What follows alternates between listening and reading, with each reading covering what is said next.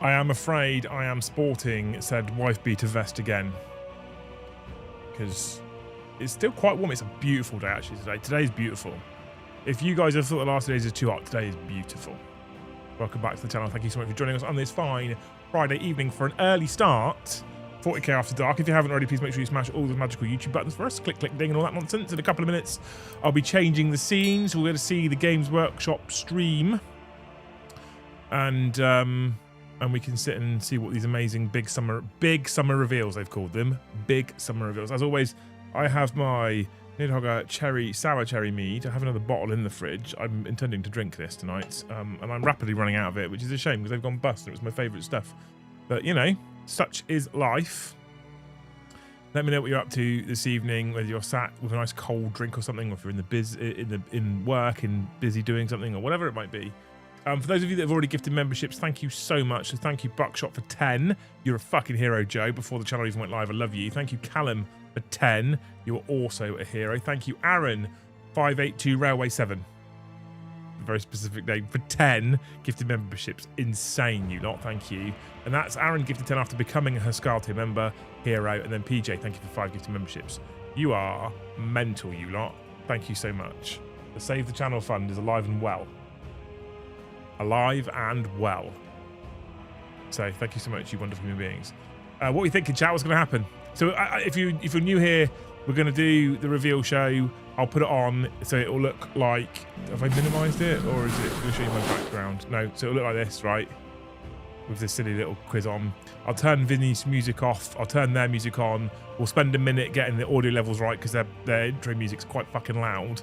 And then you'll watch me reacting to this stuff and we can talk about it afterwards. All right, that's what we're going to do. Working, says Nizzy. Not at the office today, says David Evenham. I hope that Liam is feeling better today. Not great, but you know, it's a reveal show, so we're going to have some fun. Right. Hey, Hobby Collab, how's it going? There was a thunderstorm in the Highlands last night. It's still boiling hot. Sat building Armageddon Marines, trying not to melt. Amazing. Go and see New York war bikes and knobs. Interesting. Cornet Ed, thank you for 10 gifted memberships. You're a hero. Fucking legend. Right, let's get this audio levels right. So, we're going to turn Vinny off. God. Apparently, we're not going to turn it off. Gone. Right, okay. Vinny's gone. We're now going to turn their audio on. And I need to know if this is too loud or too quiet. Oh, that's the wrong button. There's my bike. Too loud or too quiet or just right. What are we saying, chat?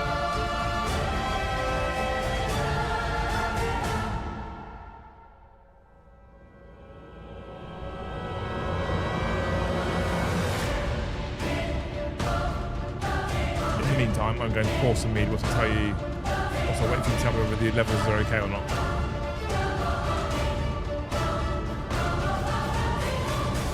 Too loud? Okay, good. Right. So what we'll do...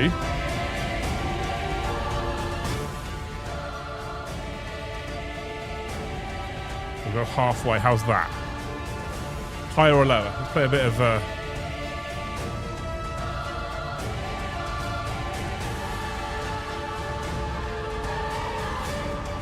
higher or lower?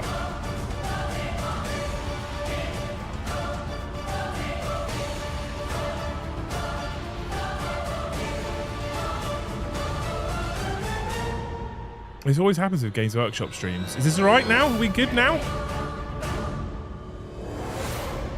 When they talk, could need adjusting again. Yeah.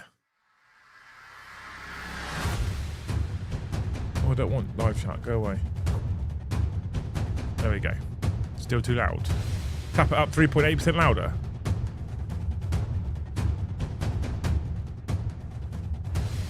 There we go. A bit lower still. There we go. How about that?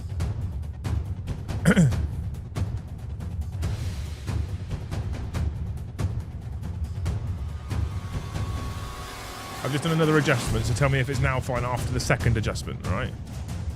The worst part is, when they go live, they'll probably be so quiet I have to pump it back up again. And then in between talking heads bits from preview videos, it'll be fucking all over the place. Perfect, cool. Beautiful, there we go.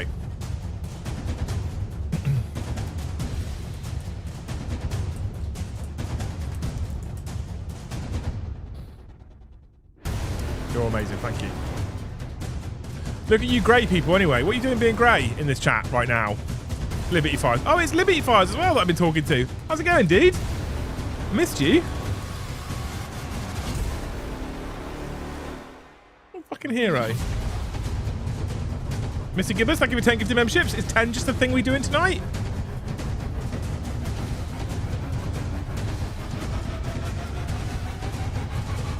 Is that the going rate these days? Tree attack, Orca. Fuck yeah, made it. Welcome, dude. Going good, how you doing? Shit, but you know, we move. Fucking shit, but we move. How I'm doing is just not a question we ask at the moment. Callum, thank you for 10 more gifted. Can we get to 100? We've got a minute, right? Can we get to 100 before they actually go live? Move to a new estate, work is work, gym is gym. Good man. Thank you, Callum, for 10 more gifted memberships.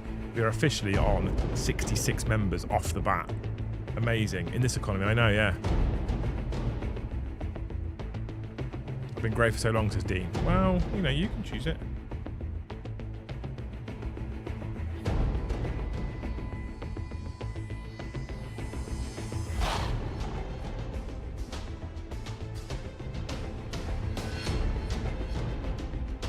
You have more than a minute and you know it. Well, don't I look at this? It's changed now. Literally as we spoke. The quiz has stopped. We stopped on 66 members before we went live. 67 members before we went live. Thank you, Ramaclock, for 1 gifted. You're a legend. Hello, everybody, and welcome to this very exciting preview. This is the big Simon, summer thank you for the 5 Warhammer gifted. preview. Louder or quieter, Troy. chat? This is Eddie Eccles, and we're delighted to have your company. Yeah, this is going to be a really cool preview. We've got stuff from loads of different game systems to show you, loads of Warhammer to talk about. We think about 90 minutes of stuff. Is that right? Should run to about that long, depending on how fast we talk and how sidetracked we get by all the details. But yeah, for the next hour and a half or so, we're going to chat. We got this with loads of cool Warhammer things. We've got things to cover from Warhammer 40,000, Warhammer Age of Sigmar, Warhammer the Old World, Warhammer Necromunda, Warhammer Blood Bowl, Warhammer Horus Heresy, Good. and Okay, perfect. Imperialis. Have we forgotten anything? Kill Team. Warhammer 40,000 Kill Team. So loads to go Loads of through. different systems. It's not every single system that we make. There are a few systems we couldn't quite squeeze in. So we haven't got any Warcry for you. We haven't got any Underworld. Or Middle Earth. We haven't got any Middle Earth. But we'll have stuff on all of those game systems in the not too distant future. Absolutely. So keep your eyes on warhammercommunity.com if you want to hear about the news on those as it happens. Meanwhile, while the chat fills up and we get ready to kick off, there's a few things we normally do. The first thing is that we ask people in the chat where you're from.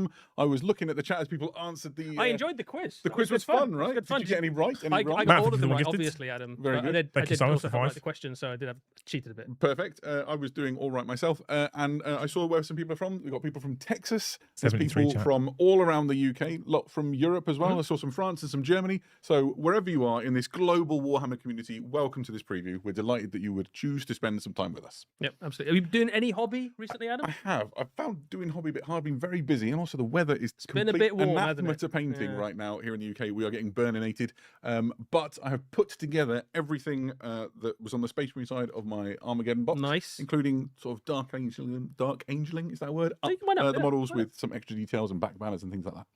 What about you? Bit of Eldari, painting some of them. Doing a little bit of Caradrons on my painting table at the moment. And did you finish your Cogfort? I did finish my Cogfort. Yes, Perfect. I had a good time with that. Actually, I did loads it was on of Warcom, wasn't it? It was, yeah. Nice. So, meanwhile, the other thing I've been doing to fill a little bit of my hobby time is I've been sort of... They're mentioning Warcry was an error. Yeah. Some army lists using the Warhammer 40,000 app. Yes. And I've been looking at... I saw somebody had made a really interesting little video on like Instagram or somewhere about how you could use the Fulgurist detachment, which is like land speeder centric. And so I'm trying to work out how I can synergize that with all of my Ravenwing things to make like a very fast moving sort of attacking and deep striking in force. That could be really a lot of people doing Warhammer 40,000 army list theorying. Yeah, I've been caught up in the wave, I think. What about you? Obviously. I've got one list for every single faction in 40k. And you've played your first official game of the new edition? I played one game, one official game of the new edition so far with my Eldar against some Tau. You are undefeated, retire now? So far, undefeated. Perfect. Yeah. Gotta love it. Right, so as we said, we've got loads of things to talk about throughout the course of this preview. Thank you so much for joining us. You're very welcome. We hope You're very welcome, Adam. Adam. We are going to start off the show by going to the grim darkness of the far future, and we're going to talk about some things for Warhammer 40,000. So here we are with Warhammer 40,000 Armageddon, the launch box for the new edition, sort of out there in the wild, it's worth talking about some of the things that are coming up. And the first thing that we're going to talk about is how new people to Warhammer might get started in the Warhammer 40,000 hobby with some Warhammer 40,000 starter sets. So here is the Warhammer 40,000 starter set. We've got one in the flesh. This is an enormous box and is the perfect way if you've never played Warhammer 40,000 before and want to get started to jump straight into the hobby. Eddie, what can you tell us about it? Yeah, so we did know that some of the miniatures from the Warhammer 40,000 Armageddon set would be available in other sets in the future. This is one of the first places you'll be able to get hold of them. So in this, you effectively have a combat patrol of Space Marines, painted as Ultramarines, but you can paint them whatever color you want. You've also got a combat patrol of Orcs. You've also got a battlefield of stuff to play across, and effectively a combat patrol's worth of battlefield terrain for combat patrol. So like... yeah, absolutely. This is essentially everything you need to get started with your first games of Warhammer 40,000 all in one box. All the models are push fit. The terrain's really easy to put together. It's got the game board and all of the pieces marked out for you to put your terrain on, so you can just play straight out of this box if you want to. Yeah, it's also got all the rules and stuff in there. Yeah, absolutely. You've got your core rules and then the sort of... The terrain makes that very good start box. So this is the first of the starter products that we're going to talk about right now, but there's more to come. So what if you wanted to get started in Warhammer 40,000, you don't want the 2-player launch set, and you just want maybe a starter set which focuses on one of the factions? Well, this is getting started with Space Marines and is the same combat patrol that you saw in the previous box, and it comes complete with the paints that you would need to do your first paint jobs on these models. I think it's 11 paints in the set, so you can get started right away with the Adeptus Custodes. Yeah, and this is perfect if you've already got a gaming group, they've already got their box sets, they've split them all up, and you've got an odd number of players, and what if you want Space Marines, you can grab yourself this set and start playing straight away. This is your self-contained little starter set for Space Marines. It will perhaps surprise nobody to know there is an Orc equivalent of this. Yes, this is almost exactly the same, but green. There you go. So I'm glad there's 11 paints in there. I first saw the 2 pots and panicked a little bit. Variously orky paints. So this is a great little set if you want to kick off an Orc army. Yeah, and I think one of these the are really good. Here, you've already said it, but if you're just looking to sort of join in with an existing group, or maybe just start one of these armies for the first time and you're already in Warhammer 40,000, this really is a great way to do it because you get the paints you would need to kickstart that painting process too. Or if you just have an Orc army and just want loads more, want a bunch of reinforcements, loads more Orcs. Yeah, no kidding.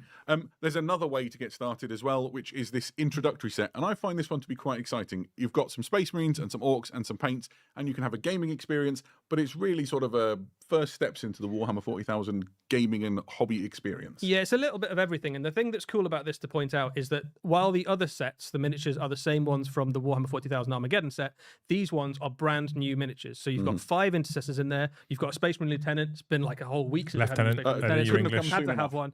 And then you've got a new unit of Orc Boys. Orc Boys are the same kind of unit as the ones you get in Armageddon, but they've got different poses. And critically, you've also got some heavy and special weapons. Yeah, you've in got the a Orc big squad. shooter and a rocket launcher inside. Absolutely. So if you want to add in some extra shooting into your big Orc mobs, you can. And all the characters are kind of new poses as well. So it's quite a cool little set. I get weirdly excited about all the different poses of intercessors, particularly these sort of push fit ones, because I find them easy to build. And so I'm hoping somebody will split that set with me, Eddie. Just hinting. There you go. Yeah. We're on. Right. There's also some paint sets. This is the paints and tool set. This would synergize perfectly with that Warhammer 40,000 starter set where you get the combat patrols. It's got 13 paints, clippers, yeah, there might be the little pots, brush, right? everything you need to get started with your painting journey. If you've never painted Warhammer models before, this would be a decent pickup. Yeah, this is a lovely little set. I started with a set a lot like this when I started playing Warhammer. You can paint almost anything with this box because you've got all your it's not a particularly exciting reveal, but they are all solid. They're really good. And as a retailer now, so I this think is they're just amazing. a really solid base for a paint. Yeah, absolutely. If you want one a little more themed towards a particular Those army, start you can here start with boxes this, for Space Marines and like Orcs. I want them for every faction. They'd be incredible. Which was an Orcs paint set back in the day. This is boys and paints. So you've got 6 paints and a brush and a couple of Orc boys and a grot.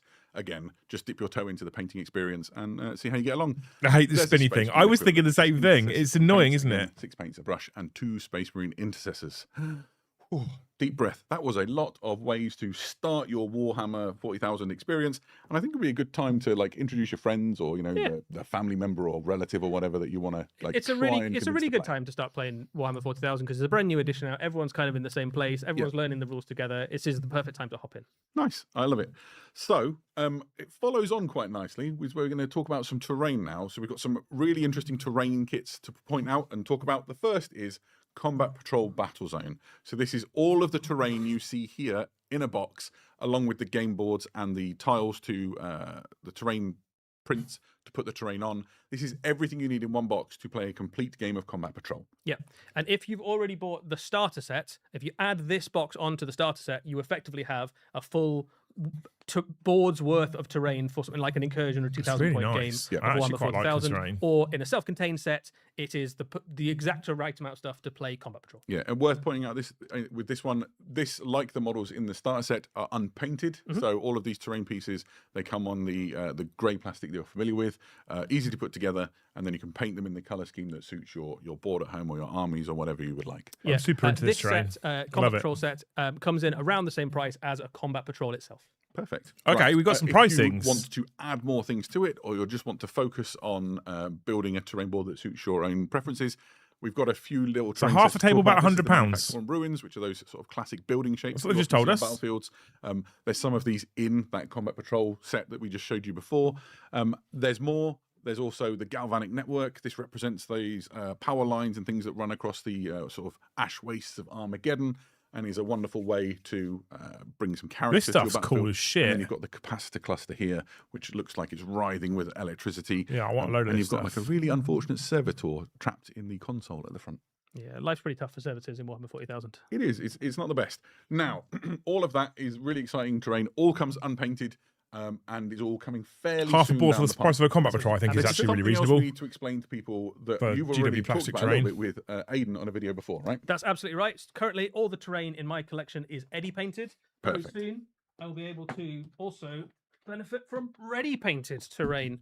This is the new ready painted Battlefield Armageddon box, and this is everything you need for a full incursion sized game of Warhammer 40,000 in one box, and all of the terrain in this comes ready painted and ready to go. Yeah, the box is enormous. It is jam-packed with absolutely loads of fantastic terrain, and we've got one here to open. So what we thought we'd do is actually just crack one open and build one of the terrain pieces in it, nice and quickly, to show you what it's like. While Adam tells you about it, I'm going to build one of the terrain pieces in here Great. to show you how quickly we Get can make clipping, right. So what we've got is some nice pictures to show you while Eddie gets feverishly to work. So here you can see what you're dealing with. Essentially, it is a full battlefield's worth of already painted terrain. Try and talk over the rummaging and crashing of Eddie.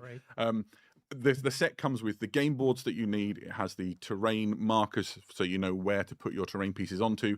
And obviously, the terrain is painted to ready painted to a brilliant standard. So if you are looking to just clip the things out from the frames, put it together quickly, and start playing a game of Warhammer 40,000 on a battlefield that looks really good, this is a wonderful way to do it. Yeah. It's going to be enormously like this. popular with people who, like me at home. I've already got my own terrain board, but if I wanted to host a game night and I wanted maybe like 3 friends to come over so we could like play round robin style games, this would enable me to do it nice and quickly. You can imagine gaming clubs and tournaments, and all of those people who have a need for a nice looking battlefield quickly are going to find this to be really exciting. Feel free to hold that one up. if you Oh, wanna there you show go. people I'll the show you what it details. looks like. Here you go. If we get a zoom in on this. So this is a piece directly off of the frame that Eddie has just worked on, and you can see the level of detail. You've got the fantastic glow effects around the sort of the lumens and the candles and so on. Inside, you can see the interior detail. Some within the sort of the walls, you can see this sort of chipped and very nicely done sort of corrosion dripping down the walls. I'm more Really excited about this is than I a feel like I very should be, but impressive, piece of I have a terrain. problem. Almost there. Almost there. So now we've got 2. Now I always try and put these together too early, so I don't want to ruin it. The issue I have is where he snipped Essentially, it from the just push fits. sprue. One of the things that we've it's discovered, not a the clean. guys who run our global events are really excited about this because it's going to enable them to put together large battlefields very quickly, and you can also unclip these things when you're ready to and put it back into a relatively So I think- small space. Yeah, the I mean, whole this is thing, genius, actually, though. If you leave the kind of floors off, then the whole thing. Oh, I need to clip out those a bit. We need to do a bit more clipping. Bit more There you clipping. go. Tiny bit more clipping. If you take the floors out, the whole thing packs back into the box, There you go. pretty much. So that's pretty easy. Which is nice if you're looking for somewhere to I store your really models. want to know the price of this. Really want to know the Yeah, we're price. almost there. Almost there. Perfect. So one of the things I think that's quite nice about this is I speed painted my entire battlefield, but it took me all of a Saturday to build and then all of a Sunday to speed paint, and it's still not of the same quality as the completion on this. And so you've done the first Ta-da! building in what the amount of time it's taken us to talk about this. There we go. That's Moving really around. nice. It is really And nice, it really chat. does look wonderful. You can see the bulkhead door and everything inside it. I couldn't be more excited. Yeah, I about think I'm pretty pleased with this. I'm quite pleased with the effect I've got on some of the glow there as well. I think the dry brushing Are you I've achieved taking on this. credit for all this work? Yeah, I just made this. You all saw it. Lovely. Nice. So this is on its way later in the year. It will come behind all of the other starter products that we just talked about.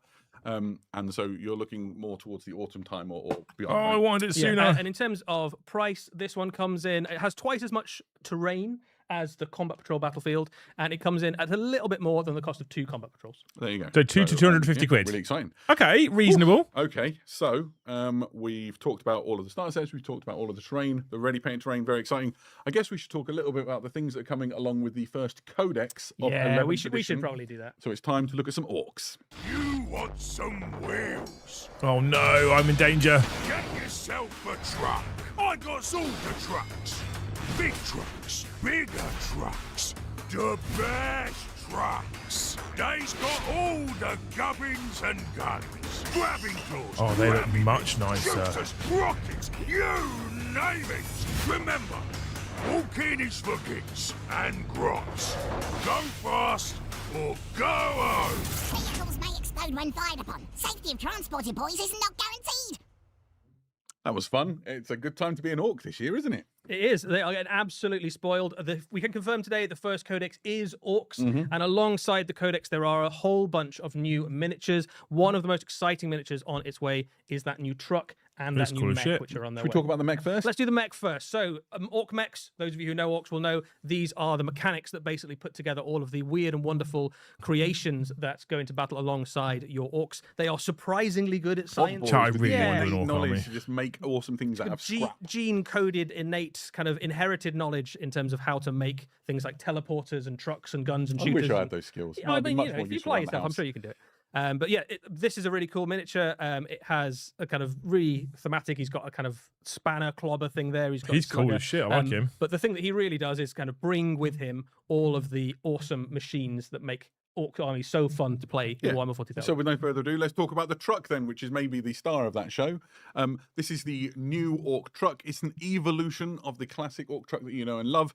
A little bit bigger, a few more options, and is really just wonderful to look at. It comes with a variety of options in terms of weapon mounts. You've got the big shooter, you've got the rocket launcher, you have options for a grabber claw and a buzzsaw, and all of those can be swapped in positions on the top so that you can build different configurations to have some great variety as you're making your trucks. Yeah, this is a phenomenally cool miniature. Like the current truck is really cool, right? Absolutely. The truck that is in current Orc armies is a perfectly good vehicle, but it's been with us for a long time now, right? Like it's been What is it, 15 years? something more? like that. Yeah, it's been around for a while. This is a beautiful reinvention of it. The thing that really makes this is the fact that you can build it in so many different ways. Where the pintle mount goes, where the close combat weapon goes, how the boys are positioned, what the driver looks like. The trucks what are goes on the fucking front. awesome. They're really It's like nice. It's going around the corner because you can alter the look of the suspension. Yeah, you can kind of play with where the wheels are, and I think especially if you've gone for a really heavy fan. sort of Evil Sons or Speed Freak style army, Yeah. and you want to have a Big bit of fan of variety those. in your force, Big this fan of one those. kit with no changes at all from what comes in the box can be built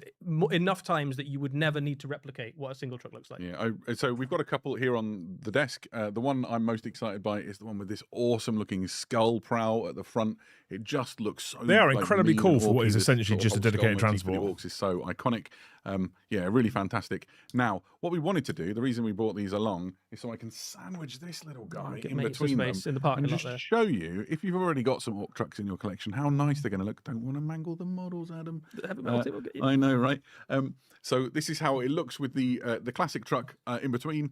It's a really good look. I think Yeah, people are going to if be you've very already happy. got some trucks in your army, you can absolutely keep It them doesn't- alongside yeah, it these doesn't new look out of ones. place, is it? It's I not think nice. there's something to be said for an orc army. It's got a bit of a ramshackle look to Mm-hmm. it. So you could replace them completely, or if you want to have a mix, that's absolutely fine. But I think the new ones just bring, they just look great. They've got so many cool options. Yeah, I agree. They're going to look phenomenal. Nice. So that's a couple of fantastic brand new kits coming for the orcs. There's more on the way that people might be able to learn about through the progress of the Deathmire. Yeah, event. that's right. So there's lots of orc stuff still to come. Some of the stuff we're showing you today, some of it will be revealed potentially if the orcs do well in the Siege of Deathmire campaign that's currently running. So if you want to see some more orcs, play some games, send in your results, and you might get to see some more very, very soon. There are a few other boxes to talk about today, though. We've got the other stuff from Armageddon as well. Yeah, that's right. So essentially, if you wanted to pick up some of the things from Armageddon or duplicate them, we're going to be releasing the Rig separately, the War Track separately, and the Weird Boy separately, and also the other sort of command staff. Is that the right word for an orc? Sure, why not? So the Banner Knob, the Big Boss, and the Pain Boy will be released in a command crew set as well. So there's a whole bunch of extra stuff to come. We should probably talk a bit about the Codex itself, though, right? So obviously, this is the first Codex of 11th edition, and it heralds something really exciting in terms of a format change for Warhammer 40,000 codexes. So here you can see it's contained in a slipcase, and we've got one live in front of you. So it's a perfect bound book, slightly smaller than the codexes in terms of the height, but it is really thick and is packed with an incredible amount of orky content. 178 pages it is. Perfect. And the first thing that I would like to just eulogize on is how incredible the lore section for this is. We are talking a really thick lore section, which is everything you would want to know about the orcs and how they operate. It's got a gatefold map, you can see it here, which is the orky perspective on the galaxy, all the places that the orcs are fighting, all the different wars that are taking place. But there's a lot more to it than that. It talks about the orcs, where they come from, how they fight, their culture, the different clan structures. Literally the most complete guide on orcs you could hope for, and perhaps the most information on orcs there's ever been in one place. Every unit gets its own full bestiary section, for example. Information on the glyphs, information on like what clan icons and things that like. It's really great.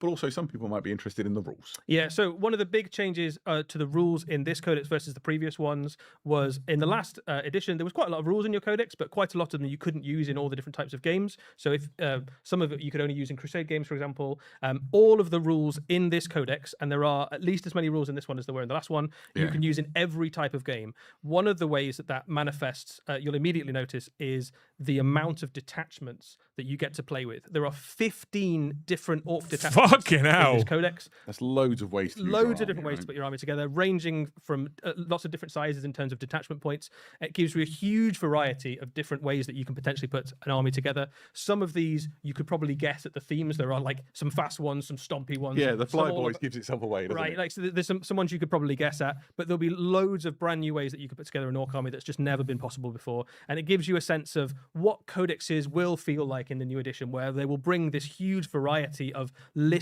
building opportunities. Yeah, absolutely. And there's more to it than just the detachments. Obviously, the rules have been looked at by the Warhammer rules team, and they've come up with some things. This is the army special rule, essentially, isn't it? Yeah, so War, right? You can't have War, you can't have an Ork Codex without a War. The War rule has changed a little bit, so there'll be some things that are familiar. There's some slight changes. It still allows you to run and charge, but it now lets you re-roll that run as well.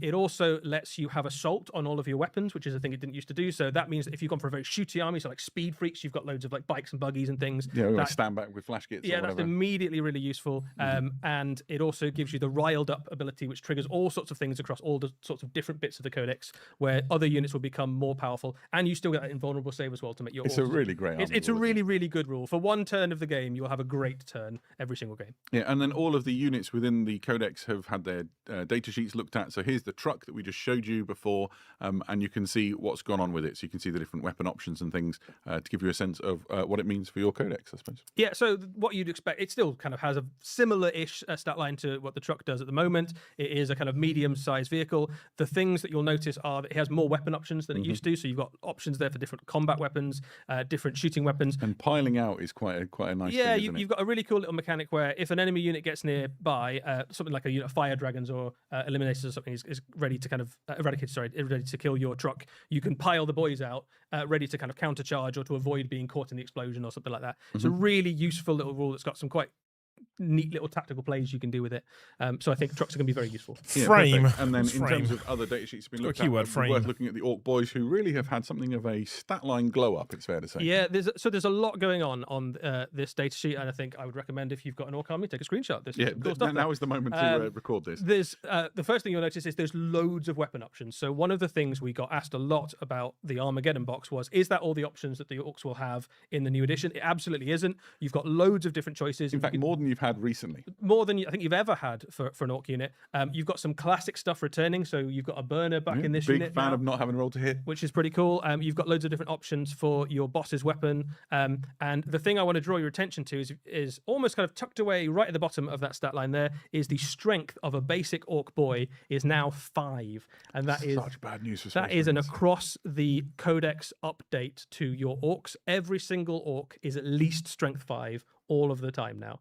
So that goes for boys. It also goes for your kind of beast That makes them snaggers, and all decent. of the things like your knobs and war bosses and everything get a commensurate increase as well. So your Lethal already hits pretty non-monster scary vehicles, orcs cool get as well. even scarier all the time in close combat. I like that. Fantastic. I think it just looks like a load like of that. great information. I'm really excited I'm going to about have this a great codex. time with this Codex. Yeah, I'm going to have a really good time. And it heralds something really interesting. The last thing to talk about with the codex is obviously in the back of it, it includes the code that you will put into your Warhammer 40,000 app to unlock and access the rules. It does something else on top of that. This is kind of like your passport to ongoing content for your Warhammer 40,000 Ork Codex throughout its lifespan. There will be regular drops of lore and rules so that you can continue to get great stuff out of your codex as the time continues. They've given us a sneak peek into some of the stuff that's coming, and it sounds both really cool and really thematic. So I'm quite excited to see what happens with that. And then I imagine all the other codexes that follow.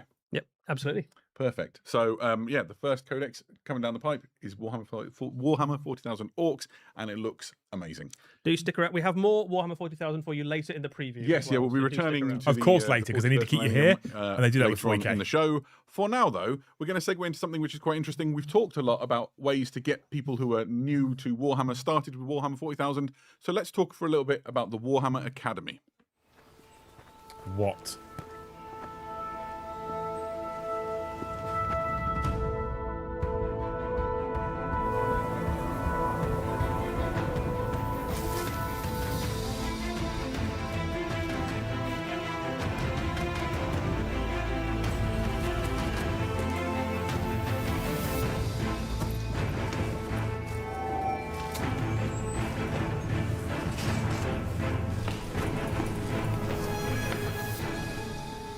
Wise wizard beneath the mountain, we are in search of enlightenment. Long and difficult has been our journey, and many things are still hidden from us. Tell me what you seek. What is the difference between the Black Rage and the Red Thirst? How do you get decals to lay smoothly on a Space Marine shoulder? Yeah. And how exactly do you use command points? Ah! So you seek to learn the ways of Warhammer.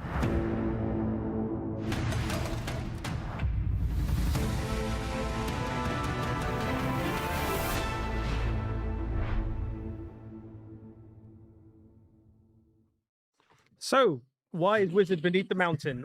What is the Warhammer Academy? I'm so glad you asked, Eddie. Warhammer Academy is a really exciting thing that we've been working on behind the scenes here at Games Workshop for a while now, and is the perfect way to answer the question, how do I get started with Warhammer?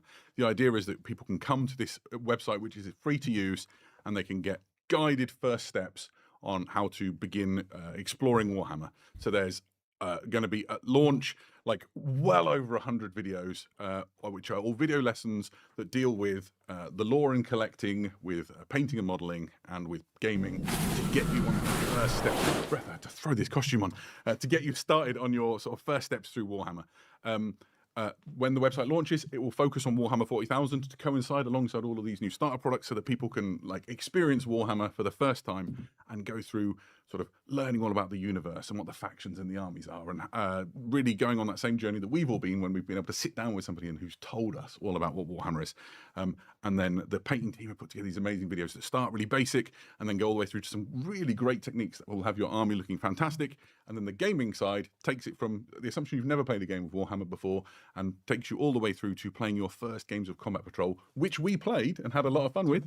And so you should be able to have a wonderful experience. If you are completely new to Warhammer, or there's somebody in your life that wants to get started, this is a wonderful thing to point them towards when we launch it, and they'll be able to take their first steps. If you want to sharpen your own skills, we talk about, as we've been working on the Academy, the idea that you can build your skills, your confidence, and your experience to get the most out of this wonderful Warhammer hobby that we all enjoy.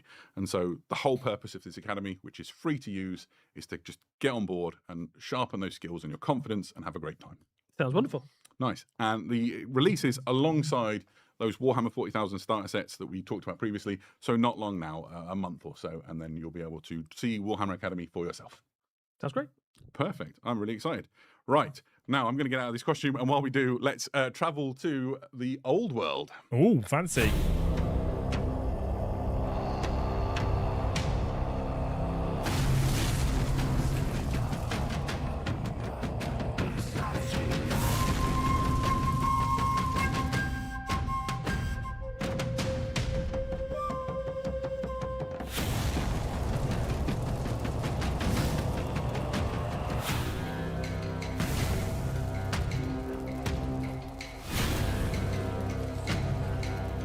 Chaos stuff looks incredible.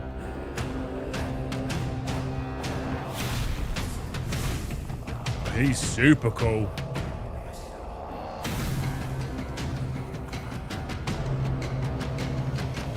Oh my god, they're gorgeous.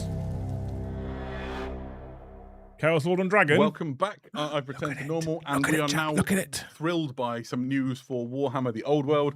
That was a great-looking box of miniatures.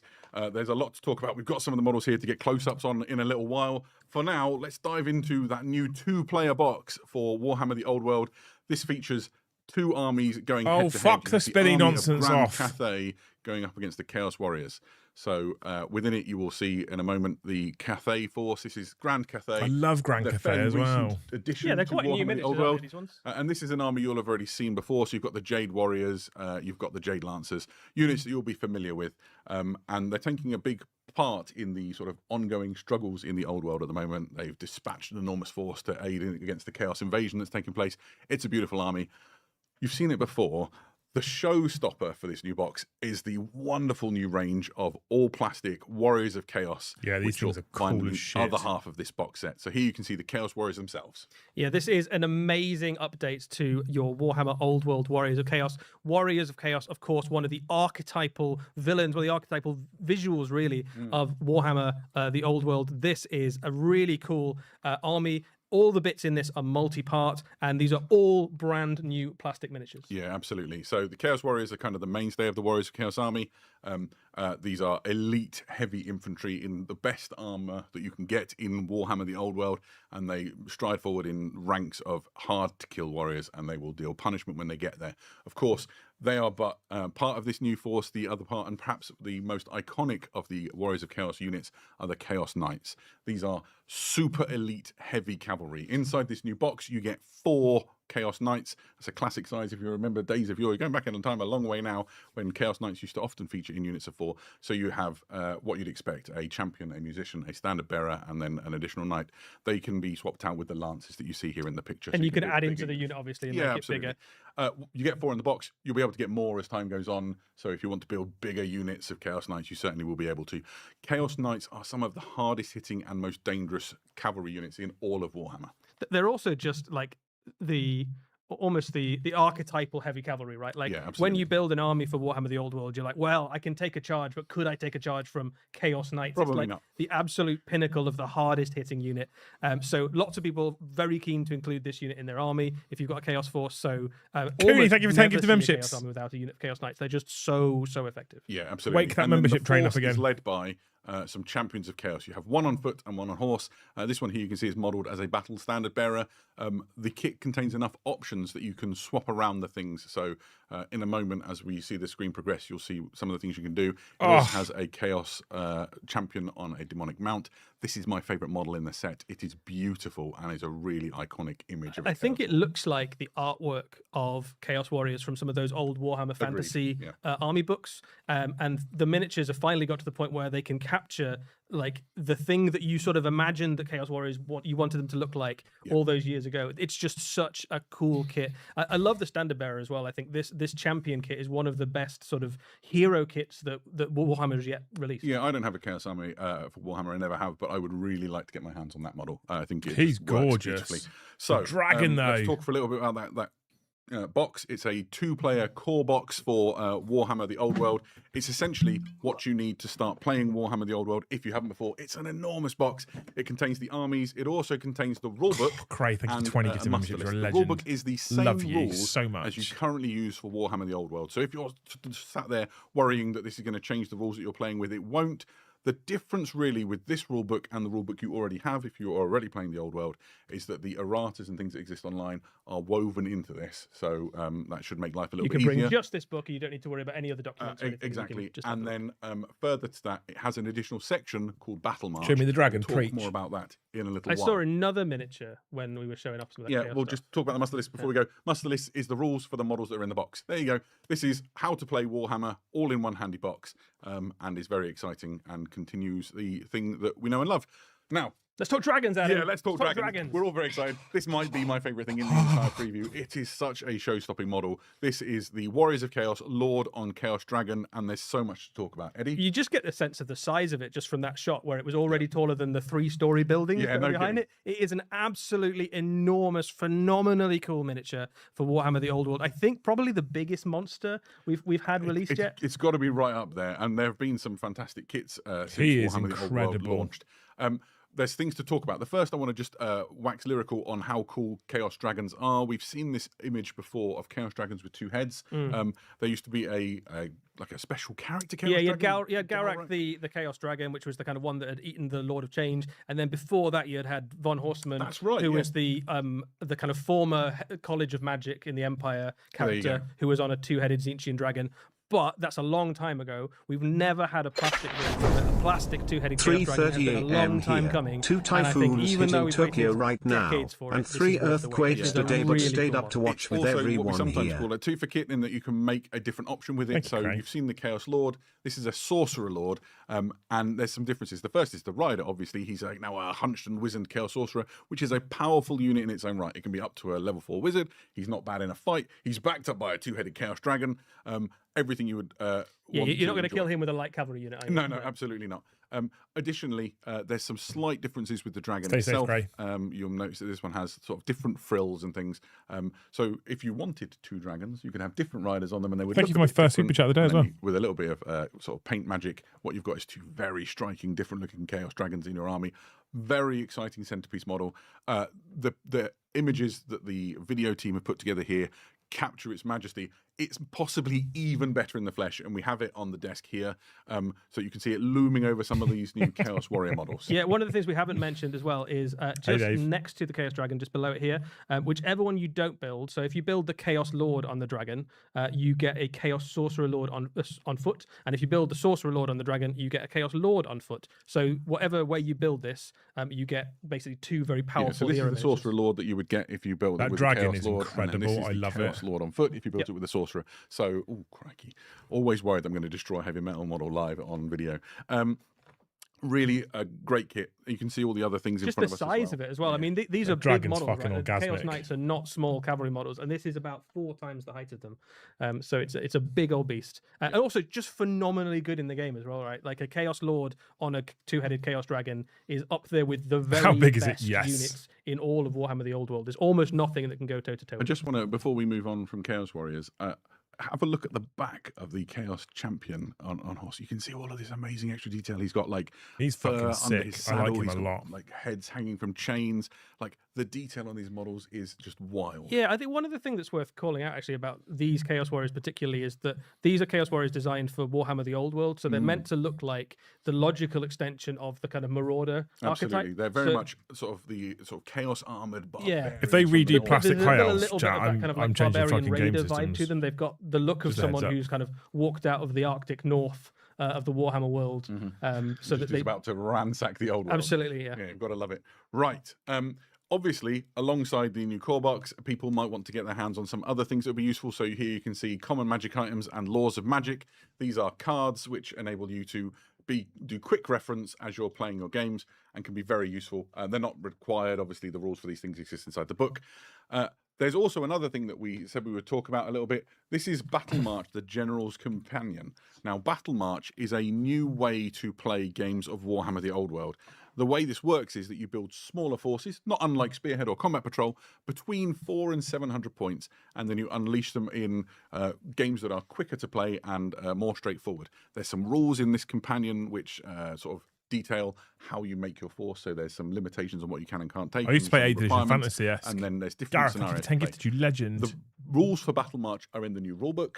Go on, chat. Those rules and more information save the channel. Scenarios and ways to play are found inside this Battle March General's Companion. So whichever one you want to take as your option in, you can start playing, I don't know, like lunchtime leagues, or maybe like a campaign across a weekend of like quick turnaround games. Or if you've just started. Stop that spinny shit. I know, it's annoying, isn't it? Play a full-size game, you can still play with a smaller force. Yes. Now, to help you with that, they're releasing the first of Battle March armies. So this is the Warriors of Chaos and Grand Cathay Battle March armies, and they contain a variety of units deliberately designed to give you a good Battle March experience. And you could totally add these to the new box, and then you have nice big armies if you want to. Yeah, we were talking about if you add either of these boxes onto your the new sets coming out with the Warriors of Chaos and the Army of Grand Cathay, and then you add something like a monster like a two-headed dragon, or a Cathayan dragon, you've pretty much got an army ready to go.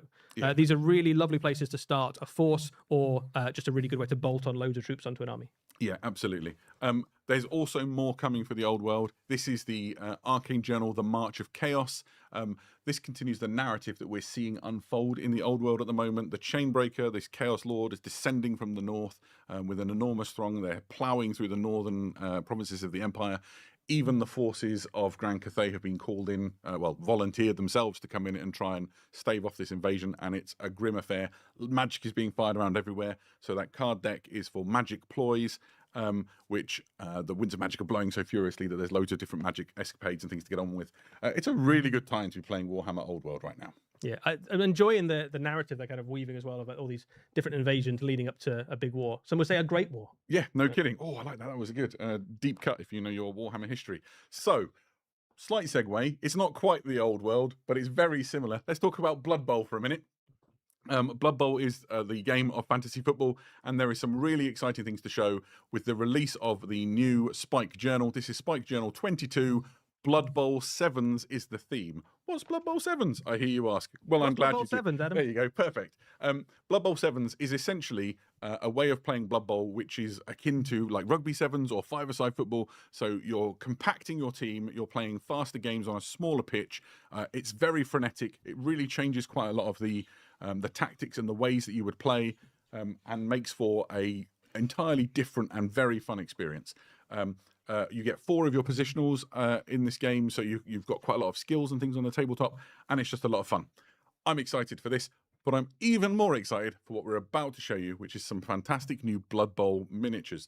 The first of which is a new big one available for several teams. This is the Rat Ogre. I love this model. I think the thing that I most love about it is if you look on his shoulder, he has a little rat with a piece of cheese and a flag on his tail. That is beautiful, but is it better or as good as a rat wearing a gas mask and carrying a lump of warpstone? It's very close, and I think you'll have to make that decision for yourself when you get hold of your own Rat Ogre. I think the cheese takes build your Rat Ogre without either of those rats, but boo. I mean, you could if you wanted to not have a rat on his shoulder. You guess you could do without. The funny thing is, does anyone want that? This is also a great model, but if you're not taking one of the rats, I think you've gone mad. This is available for a number of teams. Obviously, you can use it in the Skaven team, but also the Underworld Denizens and the Chaos Renegade teams. If you want some real muscle to go in there and just clobber the enemy, break the enemy line so that your team can run through. You've got some mutation options in there as well. Yeah, absolutely. Yeah. Speaking of big uns, there's another one on the way. This is a Minotaur. Or Minotaur. Yeah, absolutely. This is another one of those iconic, heavy-hitting Blood Bowl units, and it's again available for a variety of Blood Bowl teams. You can use it in the Chaos Chosen, you can use it in the Chaos Dwarf list, you can use it in the Chaos Renegade teams. And here you can see the different ways you can build it to fit more in with the teams that you're used to using. Yeah, so this one here on the screen at the moment, rather than hands or even hooves, has got kind of scorpion claws. Why catch the ball, right? Yeah, he's not going to do much catching, but he might do even better clobbering than a regular Minotaur. Yeah, no kidding. Now, those are wonderful. The thing I'm most excited about... The way you talk about our plastic high elves is how I feel about if they do Kislev. He is your favourite, Adam. Morgenthau is my favourite thing about Blood Bowl. I Kislev's supposed to be next, love him. isn't it, He's been Dan? an iconic character from right from the start. There is a new multi-part plastic Morgenthau model coming, and he is wonderful. The kit enables you to make him in one of 3 very iconic designs. Here you can see the Reichland Reavers one, which really sort of connects to that iconic artwork that we're used to seeing with Morg. Here is another version. This is him in his gouged eye motif when he played for an Orc team, and you can see like the Orc charms and things around his neck. This is for the Chaos All-Stars when he played with that team. That was his first ever team. You see he's still got hair. And you can see he's also got each of the Chaos Gods icons on his little chain around his neck as well, which is really cool. Absolutely love it. If you are unfamiliar with Blood Bowl or Morg in particular, let me just tell you, he is genuinely one of the best. Adam, can you take him in a halfling team? You can, and I have used him to lead my halflings to almost glory a number of times. I love him. He's so good. He hits like a freight train. He's really heavily armored. He's got great skills, mighty blow, loads of armor, everything you could possibly want, and he costs a load of points. So halflings are really cheap. So can he throw halflings? He can throw a halfling. In fact, my halfling, my favourite halfling, Captain Colin Head, scored many a touchdown and nearly died as he would be lobbed down the pitch. I could talk about Morg for far too long. He's coming soon. I'm very excited. Please let me have one. Let's look at the models.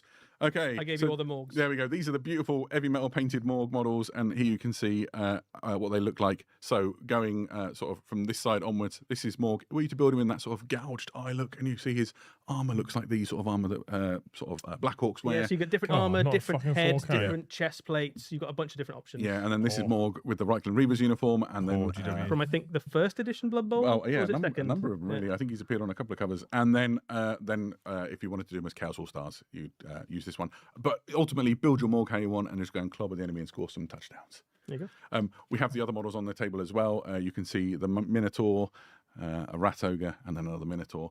These are all hulking models. They really tower above the average lineman. Right with the cheese there. There you go. That's the real star of the show. He's the star, yeah. Perfect. So there we go. A good time for Blood Bowl. 3 amazing new big characters coming your way. A new way to play Blood Bowl in the new Spike Journal. I'm very excited about this.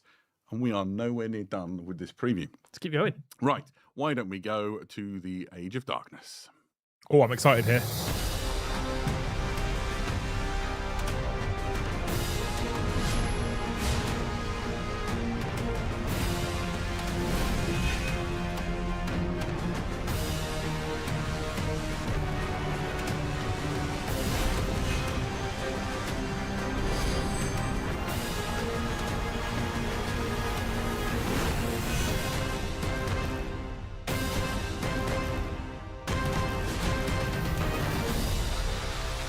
I'll get that box. I'm getting that box.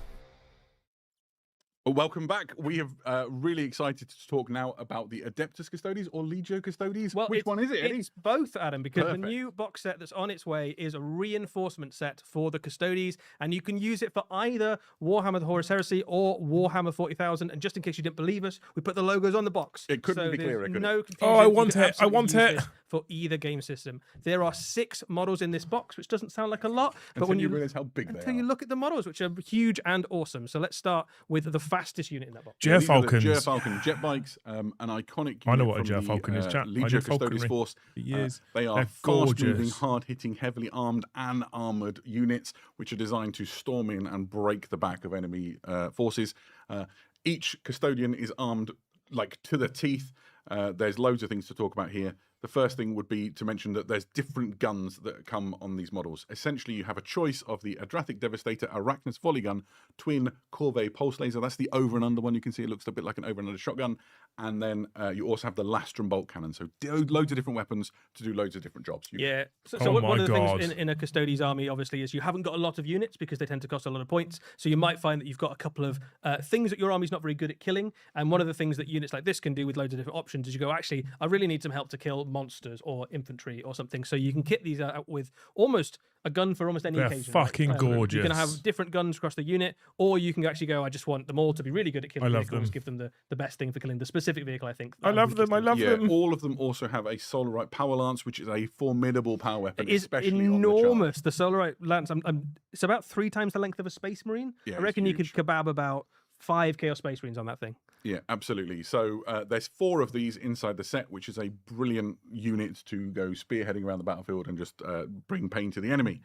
It's not the only thing that moves fast in this box. We also have the Pallas Gravatac. The Pallas Gravatac is a fast-moving skimmer for the Custodes. You can kit it out with either anti-infantry or anti-vehicle stuff. It works a little bit like a land speed is probably the way to think about it, and it's very useful for Custodes because you tend to have a lot of very expensive models, so you don't have very many small units. So this can zip around the battlefield, taking objectives, getting the enemy where they're hiding in a way that your infantry are very good at holding ground, but not very good at kind of chasing stuff down. Yeah, and this is another one of those units you can use to sort of cater for where you think you might need additional strength. Has 2 weapons to choose from: the twin Arachnus Blaze Cannon or the twin Iliastus Accelerator Fusel.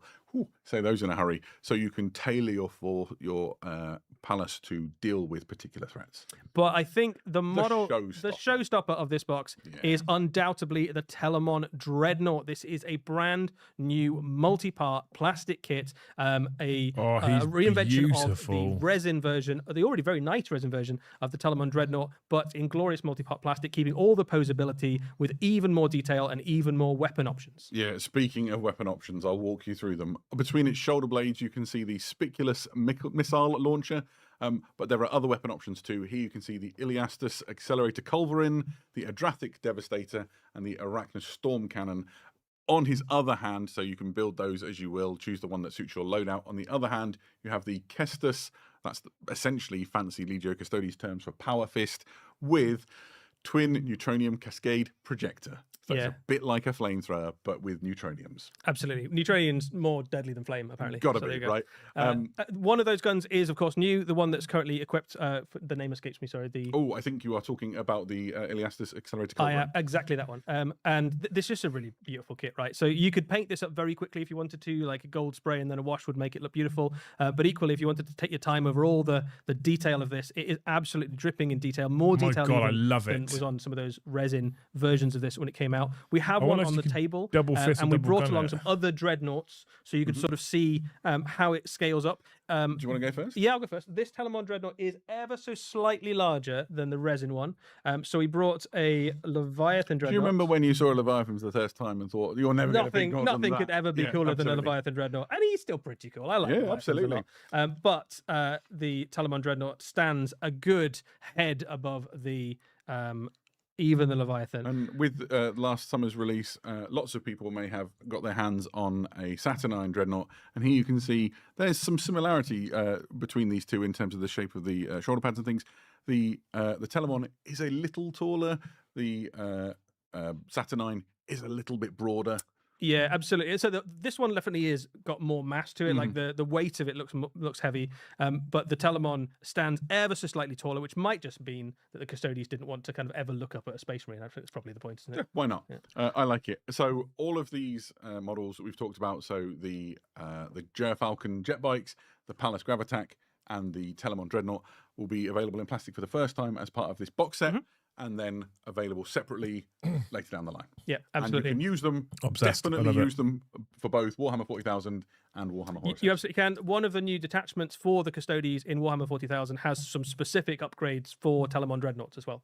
So there is. Great, nice. So that's not everything for the Age of Darkness. We also have a new Journal Tactica on the way. This is Journal Tactica Prospero Burns, the Judgment of Valdor. And this deals with the actions of Constantine Valdor and the Legio Custodes during the burning of Prospero, when they joined forces with the Space Wolves to bring judgment to Magnus and his errant sons. Yeah, we know quite a lot about the burning of Prospero. We've seen it from the Thousand Suns perspective. We've seen it from the Space Wolves perspective. We know that the Custodes were there, but we haven't really heard much about what the Custodes were up to. And this explores that. You kind of find out what they were doing while the two legions were taking taking chunks out of each other.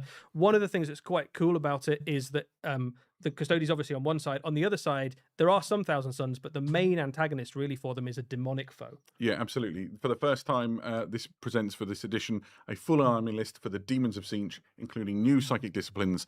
So you can start using the warp denizens of the patron who is presiding over the ruin of the Thousand Sons. Okay. Or salvation, possibly. No, absolutely not. They probably ruined. It is got what they ruined, deserved. yeah. There's even more stuff in there than we've talked about here. There's some new rules for the Solo Auxilia. There's a whole bunch of stuff. This is a packed Journal Tactica, which really shines a light on an area of the Horus Heresy we've not looked at before. So it's quite exciting. And that's the best kind of Horus Heresy games, ones where you're going back to those iconic moments in the lore and refighting it. Like, what if it was a little bit different? What if we had a slightly different mix? What if the tactics were different? Yeah, absolutely. Recreating those amazing stories is what it's all about. So, sticking with the Age of Darkness, but going a bit smaller as we look at some Legions Imperialis. Or possibly bigger. But yes, bigger and smaller at the same time. We have 3 models we're going to talk about now. These are models for the Titan Legions. This is the Warlord Battle Titan with Quake Cannon and Conversion Beam Extirpator. To extirpate means to destroy utterly. And that is what the weapon loadout on this Warlord Titan will do. As you see this video playing before you, you can see what all the different weapons are. There's a whole bunch, and they have really long and difficult to say live on air names, such as but you should still try, I think. Extirpator.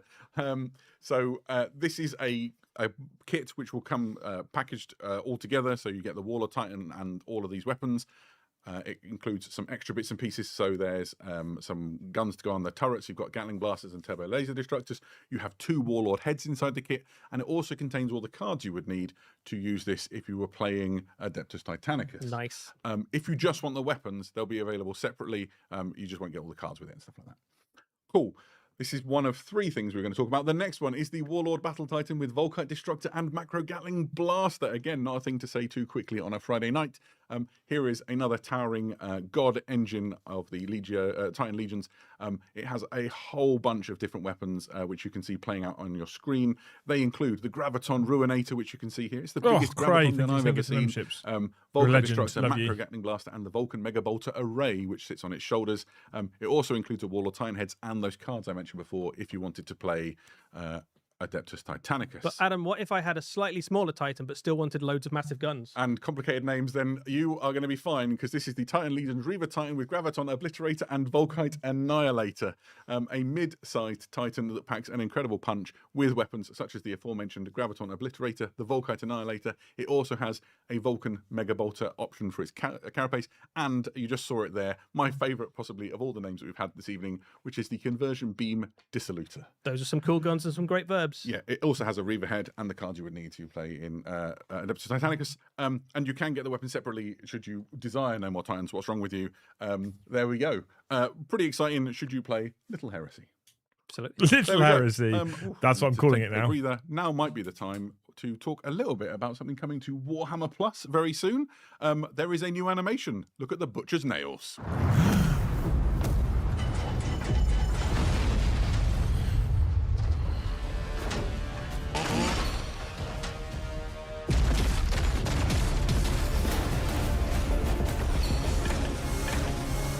A show I might watch.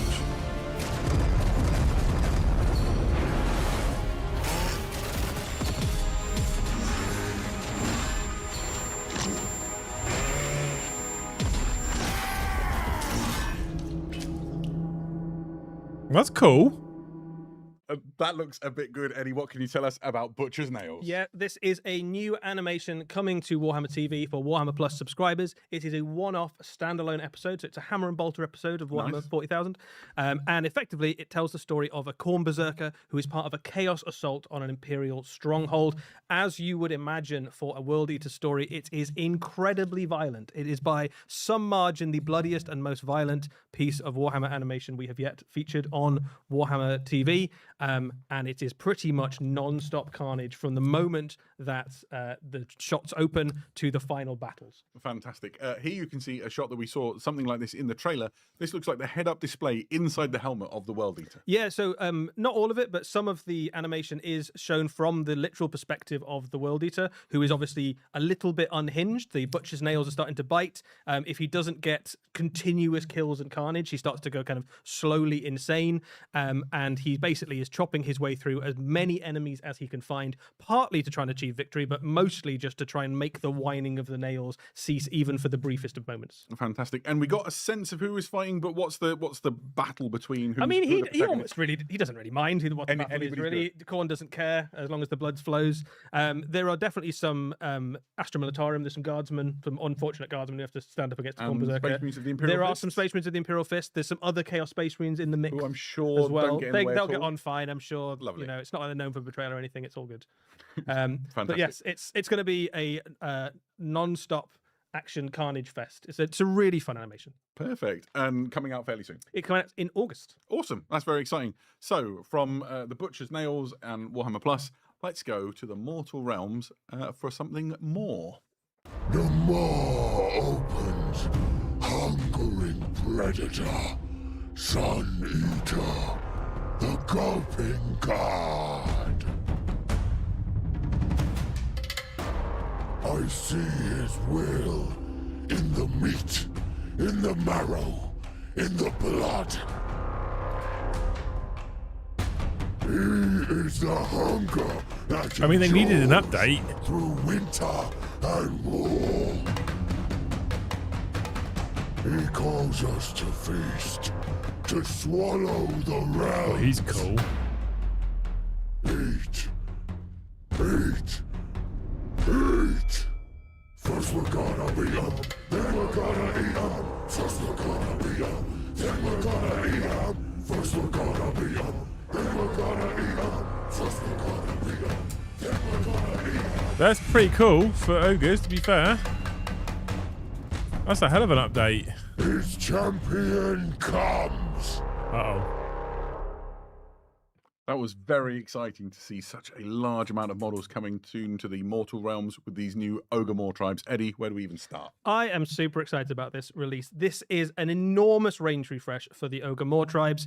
There's so much to talk about. I think let's start with the army set, which is coming out. This is the first place you'll get a chance to get your hands on some of the new miniatures. This is an enormous army launch set, a little bit like what we've seen with some of the armies recently. Yeah, like the Hellsmiths and so on. Exactly like the Hellsmiths, same sort of concept. You get a cool version of the Battle Tome and the first chance to get hold of a bunch of the miniatures. Let's have a quick chat about some of the stuff in this set. Sure. So first out the gates would be sort of the mainstay unit for the Ogor Mawtribes. These are the Gluttons, the sort of replacement or refresh of what in old days you might have called Ogre Bulls.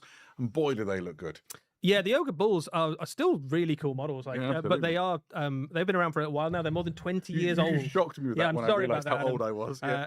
So they are well and truly deserving of a refresh. This is a really cool update for them. They still keep the kind of general aesthetic of the Ogre Bulls, but they're much more dynamic. They're a little bit bigger. The armor plates are much more impressive. I really like the shape of the helmets. They look like they're designed to deflect sort of downward blows. Yeah, and if you remember, like the first time those models came out, they were designed for Warhammer Fantasy, where they'd have to rank up. So actually, the poses were quite sort of limiting on a lot of the miniatures. Here, aren't they? These are much like cooler, more impressive poses. Even things like having those arms out, they just look really great. The detail. I'm not really an ogres person, but these are cool. Years on from the last time I we saw the Ogre Bulls, so these design are a really, build really cool by paint miniatures. play You get 10 of them, these but they are in fucking that cool. launch box. This is only the most basic of the Ogre Mawtribes units. Let's move on to, I think, might be one of my favorites. Yeah, so mine too. I think the Iron Guts have always looked really cool, and these are even cooler if possible. The Iron Guts are an elite ogre unit. These They carry enormous weapons, and they wear more armor. So you can see those armor plates on the arms going all the way up to the shoulders.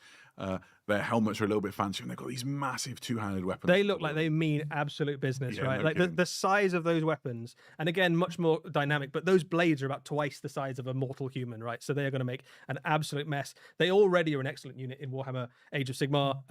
They're still an excellent unit, and now the miniatures are even better as well. Yeah, absolutely. To keep this rabble in line, you need an Ogre Tyrant. So this model is a multi-part kit. He enables you to build him in a couple of ways. Essentially, a really powerful, heavy-hitting ogre character. Here you can see a couple of the options. I love this one with the fur cloak. It sort of fits into the more sort of huntery style thing you can do with an ogre army, where you want to focus more on the beast if you want to, or you can go full Gutbuster with this one, whichever you prefer, really. Yeah, if you've all got I'm seeing is new Bullgrin. Yeah, absolutely. And I think you can obviously have a mix of them as well, but you've got a lot of different ways to kind of lean into different ogre armies, and it's just nice to have a multi-part character, right, where you can immediately start to make him your own. One of the big things about ogres for their entire history is the idea of like big names, right? They carry that through into this this battle tome as well, where the leader of your force is literally making a name for himself by achieving various feats. So being able to kind of have the pelts of the things he's defeated on him absolutely makes sense. Those units we've all seen before in different ways. The next unit is effectively a new type. These are the Maul Beast Cavalry and the Maul Beast Raiders. This is a 2-for kit, so you can make 2 different units. They function in a similar way. Both of them are cavalry units. The Maul Beast Raiders are your kind of fast-moving scout unit. The Maul Beast Cavalry are your hard-hitting shock cavalry. They're a little bit more armored. The guy in the back has more weapons, whereas the Maul Beast Raiders have some ranged attacks. Yeah. These effectively replace the Mournfang cavalry in your ogre list. They fulfill a similar sort of role in the army. Yeah, and we'll talk a little bit more about just how tough they are and how hard they hit in a little while. So these are all the models that come inside that new Ogre army set. Obviously, you need the battle tome and the war scroll cards as well. This is the battle tome that comes for the Ogor Mawtribes. Oh, John! It's got this lovely thank you for 20 gifted memberships, man. You're a legend. Obviously, Hashtag save the channel. Standard editions of the battle tome out in due time, and you'll be able to get the models separately. But if you want first in on the new ogres, this is the way. Thank you so much, John. It wasn't all we saw in that awesome Heresy video, Custodes, John. Do you want to show the I box? was I've got the box right here. So this is the box. It's really lovely. That is all the stuff you get in there. So just to confirm, you get 10 of those gluttons. You get the tyrant. You get 2 of the cavalry, and you get that big unit of Iron Guts, and then you get your battle tome in there as well. So it's a really lovely set. Fantastic. Cool box. Right. I'm into So, what else is there to talk about? Well, I guess we saw some things which fit in a different sort of part of the Ogre army with the sort of Maw Seekers component, right? Yeah, so one of the bits of the Ogre force is the kind of Tyrant and the Iron Guts and things like that. But another fairly major part of Ogre society are the Maw Seekers, the Butchers, and the things that follow in the Butcher's wake. The Butcher, again, is a model that's been out for a very long time, well worth an update. This model is a phenomenally cool upgrade. Also deeply disturbing. Yeah, I think you've got some strong feelings on exactly how unpleasant this particular model. Really the model's unsettling. great, but he's definitely a bit grim, isn't he? And the longer you look, the more disturbing it gets. The way he's holding the corpse in his hand, the gore sloshing around in his cauldron, and all this for what is essentially a really beefy ogre wizard. Yeah, Butchers are sort of part wizard, part chef, part shaman, part mystic to the ogres. They're really important to ogre society. Ogre society basically is all about eating. All ogres at their core have this kind of unending hunger, which they interpret as the will of the god Mor, who may or may not be part of the greater pantheon of Gorka Morka, depending on which ogre you speak to. And Butchers try to tap into that arcane power, that kind of godly power, and manifest it as various different spells. A lot of their magic is to do with consuming something. He does have a very strong mother-in-law aesthetic into too. magic in some way, shape, or form. Absolutely. There are more devotees of the Gulping God coming. This is one of those kits. These are the Ogre Cleavers, and they are kind of like butchers in training, right? Again, these are fanatics of Ogre Society. I'm not an Ogres fan. I don't think I'll ever collect these, but these are really nice. They do a range of different things. After a battle, they'll collect up all the various body parts and offal and bits of enemies to throw into the cauldron for the butcher.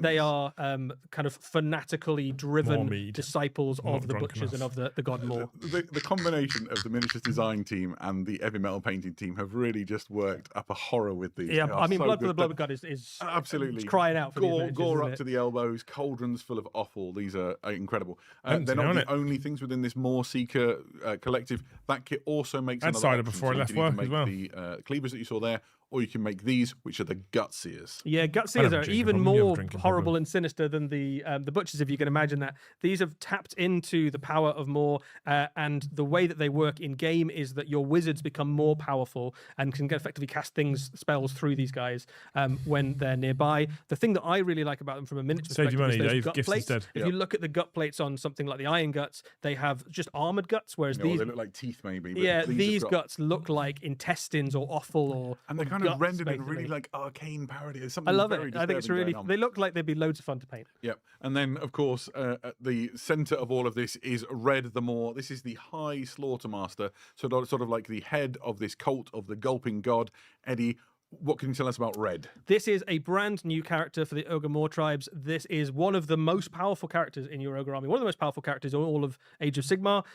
Goes to battle on this enormous kind of cauldron construct that's pulled into battle by a Gorger. Gorgers are the other part of that kind of Maw Seeker grouping. So Maw Seekers covers your Butchers, your Gorgers, and all the kind of various fanatics that follow in their wake. You've got this enormous cauldron, which I assume is where the enemy army goes after the battle. They get thrown in really there. Cool. And this is both an incredible miniature, but also an incredibly powerful piece for your Age of Sigmar armies. We'll have a little look at some of the rules around it later. And in lore terms, this is the high prophet, the high priest of the Gulping God. So ogres from across the realms flock to Red the Moor to hear what they've got to say. I love the fact it's being pulled into battle by a Gorger as well. That's just really cool. So all of these models are coming in the not too distant future for the Ogor Mawtribes. Yep. Obviously, we need a battle tome to learn all about it, and so there will be the standard edition on the left or the gamers edition on the right to let you get what you need to start playing your games. Yeah, so I mean, this is a huge and sizable update of things for the Ogor Mawtribes. We've shown you almost all of the new models But not for the all. ogres. There's a couple more things on the way. The other thing that's worth saying is a couple of the existing units do stick around as well. So particularly some of the big Beastclaw Raider monsters. So if you've got some things like Stonehorns and stuff in your army, you can still absolutely use those, and they work really nicely alongside that. I love a Stonehorn. One They're on the table coolest here, things. done up as a It's got that beast claw. yeah, vibe got the kind of going on, beast hasn't it? claw vibe. There with I'll turn him around so you can see the kind of pelt on his back, which is really cool. Fantastic. Should we have a little bit of a look at some of the rules? Yeah, and let's things do it. And what you'll find inside the battle tome. So these are the faction rules, the battle traits for your ogres. What can you tell us, Eddie? Yeah, so we're not going to go through the entirety because there's a big old page of Screen rules grab there. if But you really yeah, wanna if you're an know. ogre player or you want to know what you're going to be up against in Age of Sigmar, take your screen grab now. Fundamentally, they've got two big army special rules. The first of the army rules is if you are in combat with an enemy unit at the end of the turn, or you've defeated an enemy unit in combat, so eaten them basically, you can just have some lunch. You can take a chunk out of the enemy unit you're fighting, and you can get a bunch of different rules. So this encourages your ogre army to just get stuck in. If they're in the middle of the enemy army, they can start getting bonuses. There's some really strong stuff in there. You've got stuff like run and charge. You can make the unit harder to kill, make them hit harder. You can mess with enemy wizards, all sorts of stuff. Fantastic. Go on. And then you've got the other special rule in there, Yeah. which is basically like a special thing where when you charge into an enemy unit, you can basically say, would you like to stay where you are and take the ogre's charge, in which case you take a bunch of mortal wounds, or you can say, well, I'll give you the opportunity to move backwards if you like, in which case your opponent immediately cedes ground to your ogres. So it's really good for shifting units off objectives. Yeah, absolutely. And getting hit by that wall of iron and muscle is no joke. Obviously, the war scrolls have been looked at as well. So these are the Maul Beast Cavalry that we showed you before. They come in the army set. And I talked about how just devastatingly powerful they are. The gut biter weapons do damage 3. The Maul Beasts do damage 2, 3 on the charge. These hit you like a landslide. So many attacks, incredibly dangerous. I think this is a really powerful unit. If you're familiar with the way that ogres work today, you'll know how Mournfang Cavalry work. You'll be familiar with the stats. A lot of the stats are fairly similar to Mournfangs, but across the board, wherever there's a change, it tends to be a bit better. For the Maul Beast Cavalry, they are a really tough unit to deal with because they're excellent on the charge, because they're bonuses to charge, but they're also excellent when being charged. So they're a really hard unit to kind of solve for your enemy. I think just a couple of these on the flanks would do great, or even investing on a big double-sized unit and slamming it into the middle of the enemy army could be very powerful. Yeah, and you can see some of the special rules and things that are going on there, but I love the Ravenous counterattack rule. That means that you can be quite daring with them as a sort of like scouting units in your force. Brilliant. We talked a little bit about Red the Moor. Here is rules. There is a lot to take in. Yeah, this is one of the kind of big name special characters of the ogres as well. We're not going to go through everything on the sheet. Feel free to take a screenshot and peruse at your leisure. The things to call out are this is an incredibly durable character. 18 wounds, a 4-up save, and a ward save means that you've got to throw a lot of stuff at this guy before he goes down. A level 2 wizard, that's always going to be useful. The thing to really shout out is that command ability, where effectively you can pick an ogre unit nearby, and that unit can benefit from as if it was in combat with an enemy unit. So all of those big list of buffs that you've got in your army special rules, you can just give those out to units nearby for a command point, and you can do some great stuff with that. You've got one of them in there which is run and charge. So right from the off, you can be like, I really want one of my units in combat on the first turn. You can just do it. You've also got an ability that gives ward saves to loads of nearby units. So this is just an absolutely really useful linchpin unit for the middle of your army. Fantastic. So that's a lot of great stuff coming all on the way for the Mortal Realms with the Ogor Mawtribes and this incredible range refresh. Yeah, we've got some close-ups here. Should we have a look? Just a sense of how big they are. I don't know if we've got a human for scale. He seems to have wandered up. Maybe they ate him when we weren't looking. So here you've got Red the Moor in the middle. You can see the size of him. Fucking He's Toy Story, really Eddie. an absolute beefcake. And this enormous cauldron that he's got that's just full of offal. His great big spoon for stirring around the cauldron. I'm a big fan of these, side, and I've never been an ogre fan. I think these are really nice. But then it's really AOS quite an models, impressive right? model in AOS its models own be right. AOS models. And again, this huge They cauldron. just do If I such a spin 'em round, fucking you can see just insanely how good job. detailed these models really are. They are cool. just something to behold. I'm Loads going of things going on the back. to pretend I don't think they're so cool, so I avoid buying any. And things all around. Just really great. It's an incredible looking kit. Yeah. I think the you get a miniatures sense team of have... the size of him because that's a human, right? That he's holding on the butcher. Yeah, there, no kidding. He's got half a person. Yeah, got half a person there. It's pretty gross. So anyway, these have disturbed me for long enough. I'm really excited to see them come out. I think they're going to make quite a wave within the Mortal Realms. We are still not done yet. There is still more awesome stuff to talk about in this big summer preview. Next, we're going down to the Underhive. Necromunda? I really couldn't care.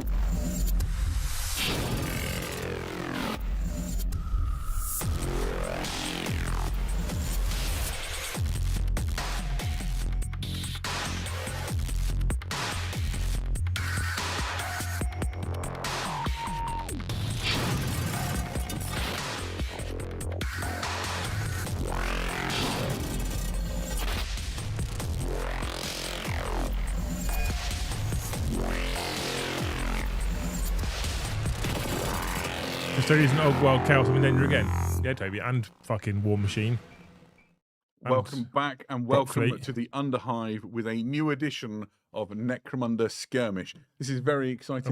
I wish we could fast forward parts of this. This would be one of them. Boy, and it's great to see a new edition come. This is essentially an edition reset for Necromunda, and this core set here that you can see here, this 2-player battle box, is the perfect way to get into it. If you're an existing Necromunda player, we'll talk about some of the other ways too. Here you can see it on the screen. It pitches the Orlok. Sorry, crikey, you can see me going to my favourite gang just automatically. It pitched the Goliaths against the Escher in a classic house matchup. Let's have a look at some of the kits that come with it. We've got a box here which we can use as a prop, but we've got some great images to show on the screen. It contains 2 gangs within the box. The first of which are these. They are the Blades of the Matriarch. This is all new models. We've not released these ones before, and there's some fantastic options in there. At the back, for example, you can see a Huntress with auto pistols and multi-harness. On the right-hand side, you've got one which is a Blade Maiden with a shock whip. You've got the Chem Witch who's got the auto chem. It's that crazy looking flamer thing that you can see towards the back. Loads of fantastic options to really fill out an Escher gang. If you've already got an Escher gang, you'll probably want to add these to it because it gives you even more options and even more fantastic models. This is also a perfect starting point for an Escher gang in its own right. You could never have played a game of Necromunda, and these would be a wonderful jumping on point. They go head to head with the Goliaths. These are the Forge Smelters. Goliaths, the House of Chains, known for their sort of industrial power. And all of these like heavily muscled, stim-enhanced warriors carrying weapons which kind of have an industrial feel. So you've obviously got the heavy stubber at the back, but there's loads of other weapons that might be less familiar.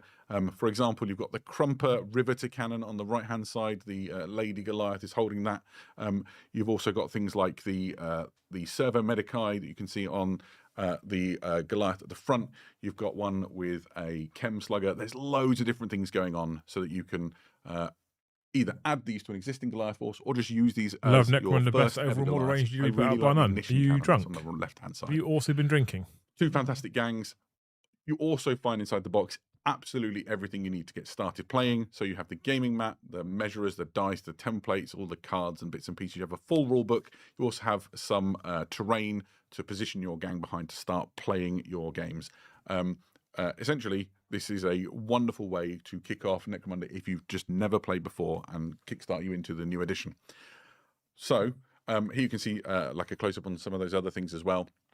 There's really a lot to enjoy here in these gangs. And if you look at the back of the box, you can see it all sort of laid out, sort of panning around, just full to the brim of great Necromunda stuff. There's more to come in this new edition than just this. It's worth saying that Necromunda, the thing that makes it so exciting is this continuous war between the great gang houses. So there are 6 gang houses that you might be familiar with if you know Necromunda well. Essentially, you have the Orloks, the Vansars, Cawdor, Dilac, Escher, and Goliath, and you can see them all displayed here. These are Underhive crew boxes. These contain models that you might already know if you're familiar with Necromunda, presented in a brilliant format that lets you essentially make one purchase to start an entire Underhive crew of your own. I'm a big fan of Necromunda. I've played it for years and years. I've got a really big Orlok gang, and I looked at the Underhive crew and was like, oh, that's essentially everything you need for a really fantastic Orlok crew. Things to talk about quickly while we're here. So obviously this box contains everything. If you just wanted the Necromunda rulebook, say you've got loads of Necromunda stuff and you don't want to buy a new the core box for some mad reason, then you can just buy the Necromunda rulebook. This is a large hardback book. It's just packed with lore and rules and all the good things that you would want to know about Necromunda. And it's been revised. They've made updates to the rules to sort of streamline things. Every role feels like it really matters. Games are very exciting. I'm really excited to sink my teeth into it. If you've got an existing gang and you want to know where you find the rules for that, there's 2 more publications coming along for you. These are Gangs of the Underhive, which deal with those 6 gang houses we talked about before, along with various hangers-on and hired guns. And you've got Gangs of the Outland, which deals with those gangs and sort of Necromunda denizens that operate outside of the normal sphere, things like the Ironhead Prospectors or the Ashwaste Nomads. And you'll find their rules along with the various hangers-on in those books. So essentially, pick up the core rule book, pick up the Gangs of the book that you need, and you are good to go with Necromunda Skirmish. There's still more. Really useful to have on the side of the table. You've got the core gang tactics cards. I find having like physical things really useful when I'm playing Necromunda. It's a very tactile game. And you've also got the scenario cards, which help organize your campaign and get your games flowing really nicely. Also, if you want to like enhance your battlefield, get your game going, there's an enormous range of fantastic Necromunda scenery and terrain. The Zone Mortalis range is big and beautiful, and there's an addition to it now with these Factoria pipes. You'll find some Factoria pipes inside that core set, and there's even more if you buy this Factoria pipes box.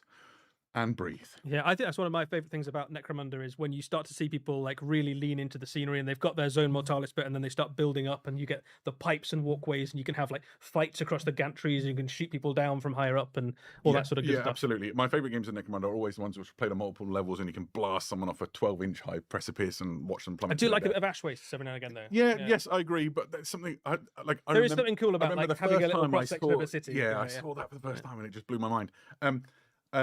If you've never played Necromunda before, this really is a perfect jumping on point. Necromunda is a really exciting game. Ask any Necromunda fan and they will like enthuse about it, how great it is. And if you are an existing Necromunda fan and you're looking for new challenges, this is really great because the rules have been tweaked and streamlined and there's going to be new secrets to unlock. And it's going to be a good time to be fighting battles in the Underhive. The narrative that's been unfolding for the past few years, the Aranthian succession, is kind of done with. And I'm really excited to see where the team responsible for Necromunda take it in this new era. It's going to be cool. Yeah. And we are still not done. Yep. Cool. We are sticking around in the 41st millennium, but we're going to go to Warhammer 40,000 Kill Team with this.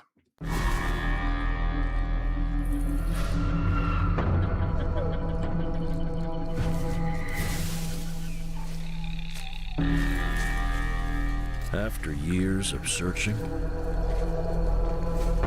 we're closing in on something. Is it Catechins? Is it Catechins? For decades. It isn't. Surely it isn't.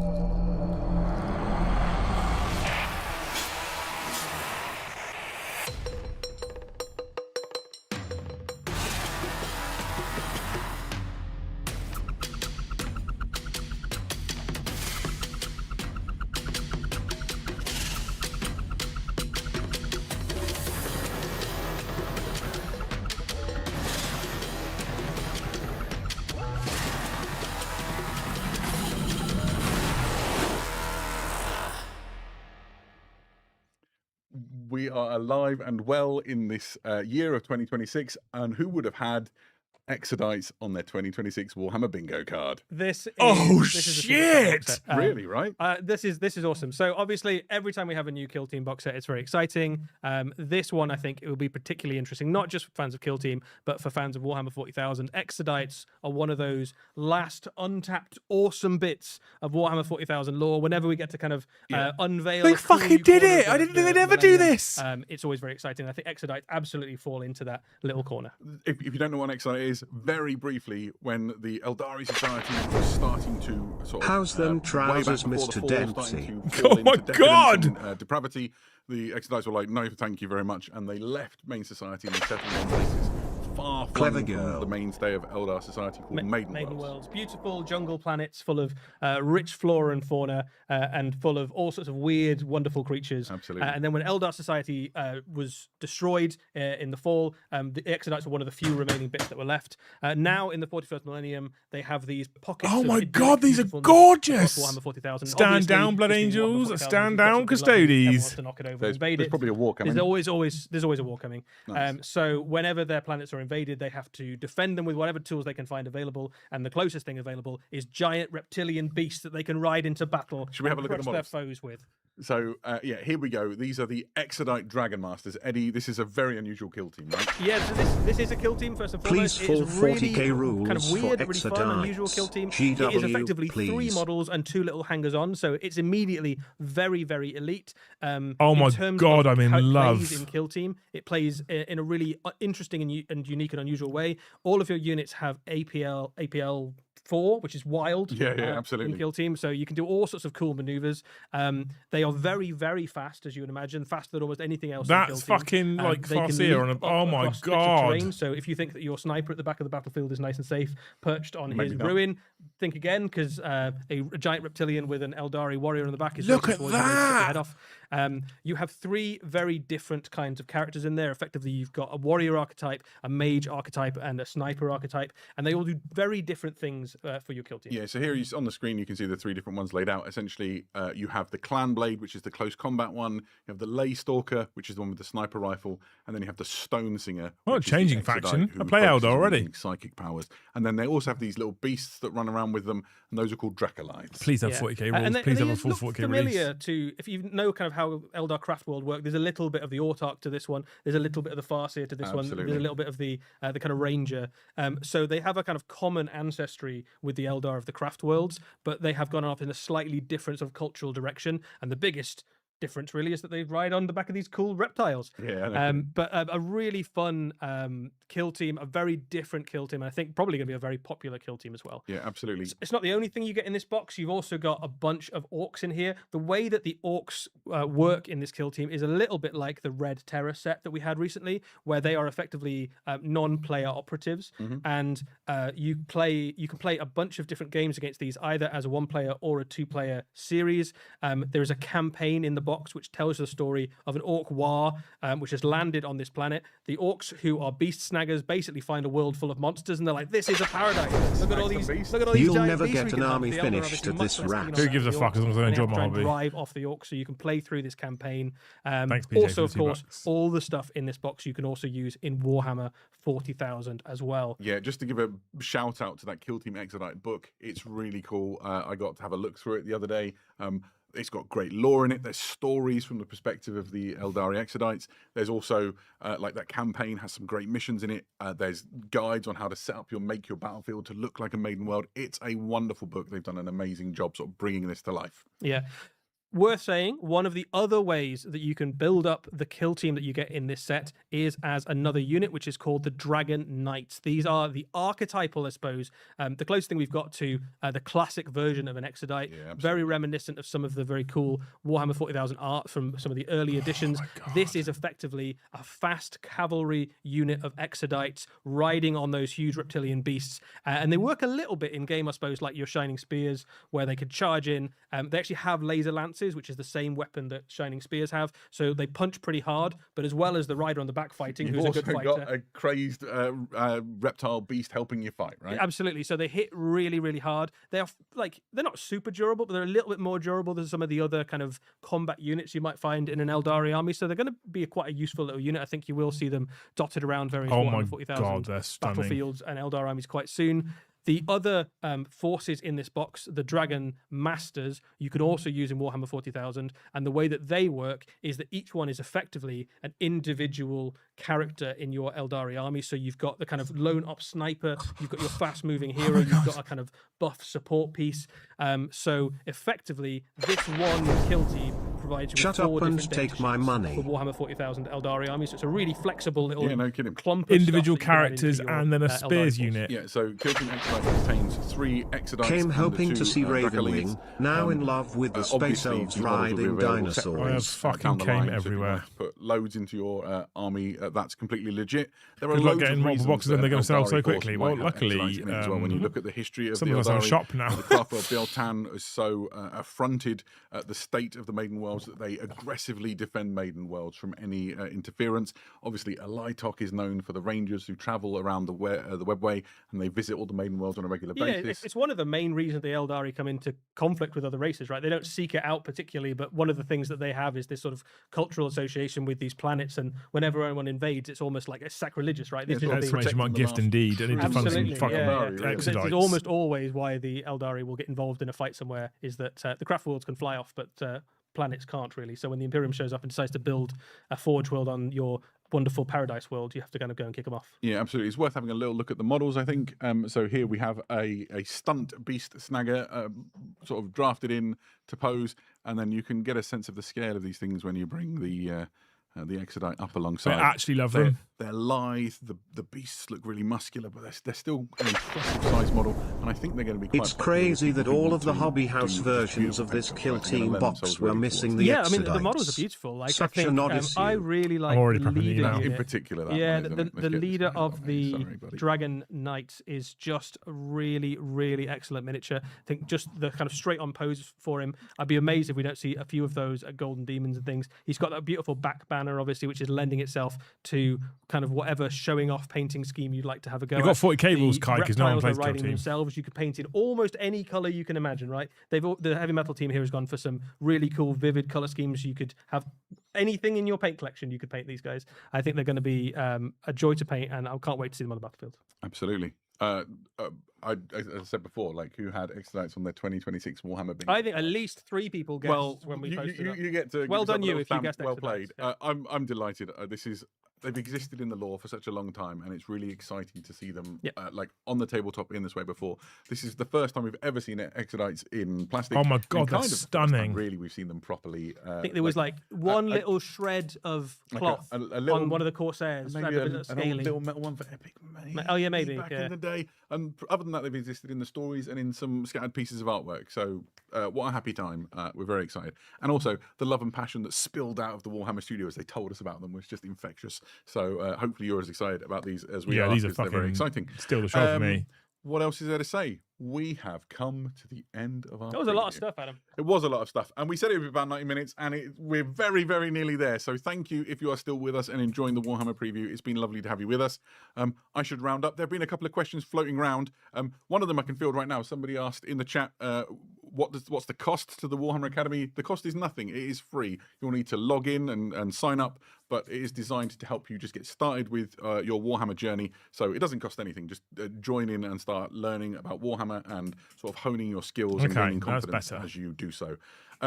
If you've got more questions, well, we've got good news. A few weeks back, Eddie and I did a Q&A, and we had a nice time doing it. So we're going to do another one in a couple of weeks. So here is an email address appearing mystically on your screen. Quanda, that is Q&A at preview.warhammer.com. That is where you can start sending your questions. Hopefully, Warhammer-related questions, and specifically about things we've talked about in the preview. I mean, you can send in any question, but we'll only answer the Warhammer-related ones. I have very few specialist subjects, and most of them revolve around Warhammer. So, please do send us Warhammer questions to that Q&A in a couple of weeks' time. We'll let you know closer to when it's going to be. We'll go through those questions, we'll pick the best ones, and we'll sit down and have a little session where we read through them all. Yeah, absolutely. Right. I guess all that remains then is thank you, everybody, for coming and joining in this preview and spending some time with us. Thank you to all the people behind the scenes who pressed the buttons and moved the models around and made it all work. You are champions. Thank you, Eddie, for knowing all the answers and making me look That's good. all right. I had a great time. Brilliant. In that case, until next time, we will see you again very soon. Good night.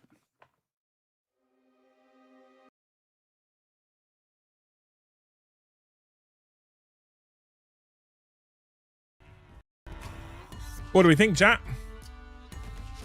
Now's the time to stick your postcards in. Oh, we're much higher than that now, aren't we? You guys have been going for it.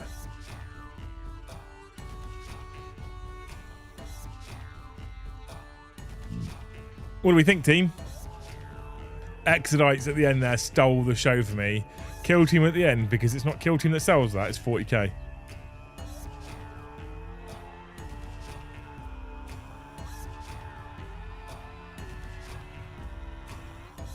Exodites fucking stole the show there.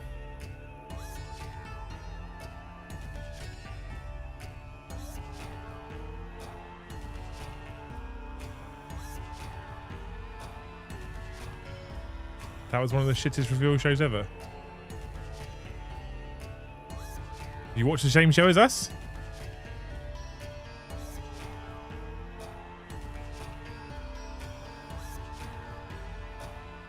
Time to increase mortgage for 2 Custodes boxes. Well, you could also exclamation mark gift in the short term.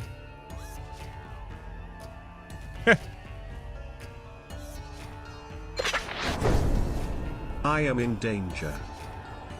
Yeah, I want the Custodes. I want the Old World Chaos. I want the Exodites for certain. Multiple boxes.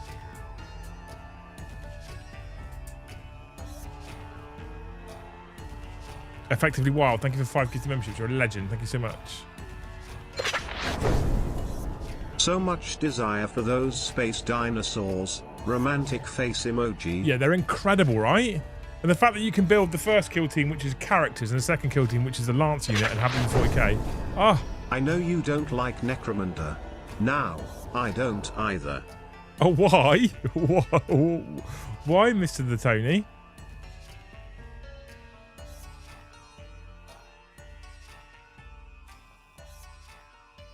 The Custodes were for me, the Exodites are for Liam, yeah. The Custodes look insane. A plastic Telemon is fucking insane. So good. You don't have to spend 600 on classes now that Games Workshop has it for free. When I heard the Warhammer Academy, if he's been involved in writing it, then free is too expensive. Quite frankly. If he hasn't been involved in writing it, and they're flat wiping his business model off the face of the planet by offering it for free as an official company, that's great. Roadmap would have been nice, but great selection. Yeah, absolutely. Strength 5 Orcs, maybe Strength 5 Berserkers this edition. They need it, don't they? They do. They do. Exodites, though. Man, that looks fucking amazing. That Chaos Dragon is also flipper stunning. Yeah, he is, yeah.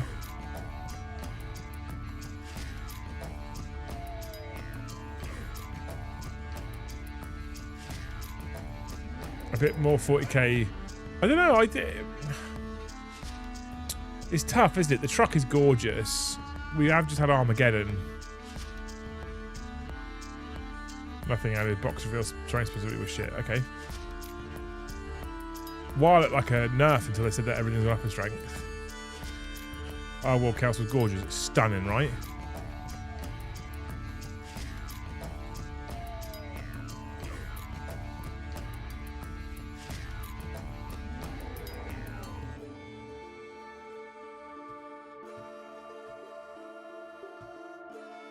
I want that stone seer bad.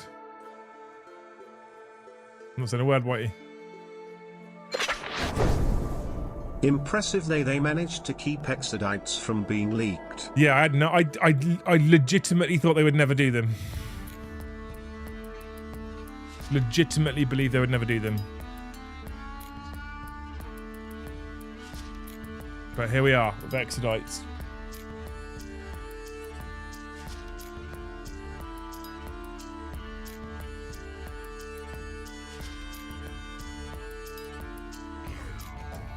Sus, now Liam's not on the team. Yeah, it was all me, mate, all the time. Mawtribes now feel like an actual range AOS team on fire always. Those ogres, I don't want them. I don't want to buy them. I've only ever really liked the stone horns, the giant fucking like mammoth beasts, but that release is incredible as well. The Custodes box set looks insanely good. Those jet bikes are gorgeous. Old world stuff looks amazing. New chaos, new plastic chaos. I'm so hoping that throughout time they go through every single old world range and update them to new plastics. If they do that with high elves, I am in flat danger there. To be fair, they're like my first love.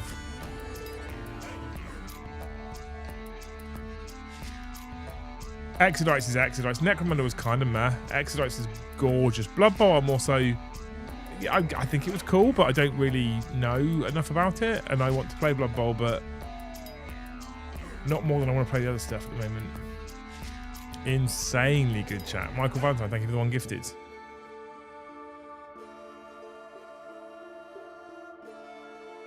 You're a hero. I'm curious if there'll be a whole range of Eldar Dino riders. I hope so. It might be Corsairs though. Corsairs came out as a kill team first. They were a kill team for a while, and then we got a deeper range refresh with Prince Uriel, extra stuff. I'm an Ogor player now. If I can get a look at that box before Steve goes out. Exodites are cool. Was hoping for more out of Eos. I think the Ogre stuff's amazing though. Don't you not think, Halek man? That's a whole like range refresh there. It was really, really good. I've got a Grand Cathay army I started in the studio, Toby. We could play Ogor together. The amount of games, Toby, me and you could play together. Let's get all these new staff members up to scratch, right? So they can run the shop and we'll just play games. That's the whole point in owning a fucking hobby business, right? A significant amount of mead might have now got to me. The bottle is, for reference, empty. As is the other one.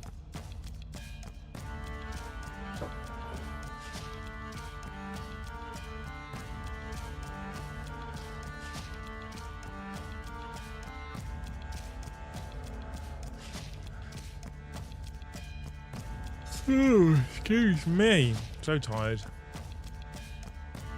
Dex and I had a great time with Drop Fleet. Was it good? I need to build my fleet. I don't know. I think my fleet's up in the studio. Ogres are perfect. Agree. Agree. Chat, we're one gifted membership away from 155, which is a lovely round number. I can see an Eldar ally codex with Corsairs, Harlequins, and Exodites. Exodites and Corsairs is kind of a cool... Exodites for the win, 100% Kai. It was cool. I guess I was just hoping for more, but that might just be because of how long it took them to get the new ogres. It's also not an army I play, but you're right, they do look sick. They're fucking gorgeous. I don't play them either. I don't want them, but they are beautiful.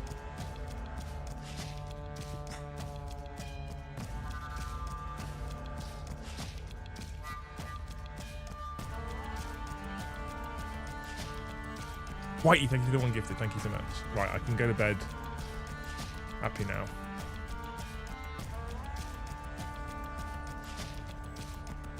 Wonderful human beings. Wonderful human beings. Right, do we need to hang around for much longer? I can hang around for another like 20 minutes, or I can go and leave you to it your evenings. I can get more mead. I run the very real risk of being utterly shit-faced though. Oh, Maxwell. Now you've started us to the next... Right, oh, Grimdark Mark, thank you so much for the 5 gifted. Maxwell, thank you for the 1 gifted. 161 now. 9 away, team. Hope you're having a better day today. No. This week, every day's a shit day. It happens. Pick myself up on Monday, dust myself off and go again. It'll be fine. Brimstoner? Greetings. Hey dude, how's it going? Time for me to sleep. Have a good day. Stay safe, Gray.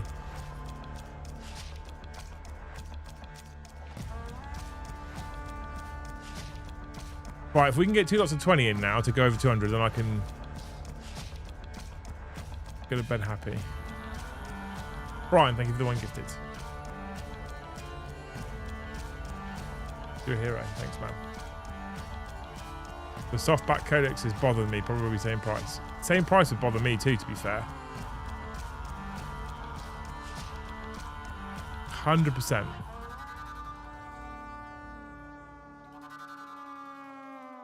Hot mainland Europe. Just got yourself a gifted membership as well, mate. Look at that.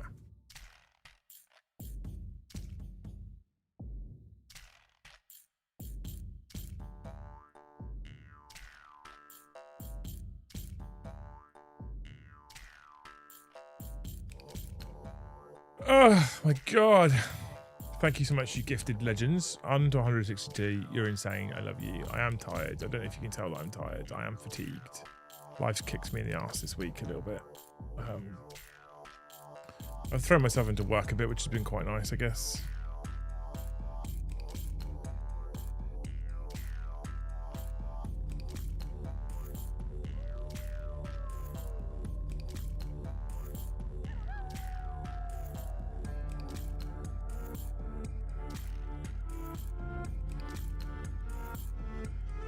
Been a long month from payday to payday, yeah.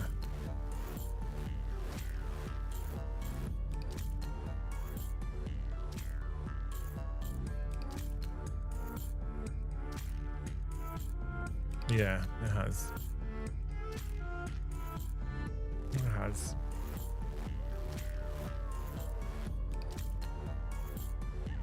It's been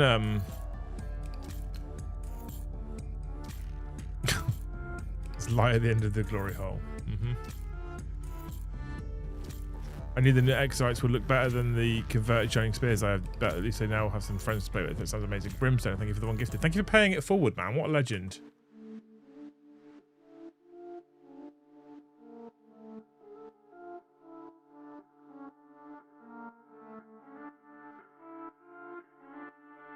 What a fucking legend. Thank you so much, you wonderful human being. You are amazing.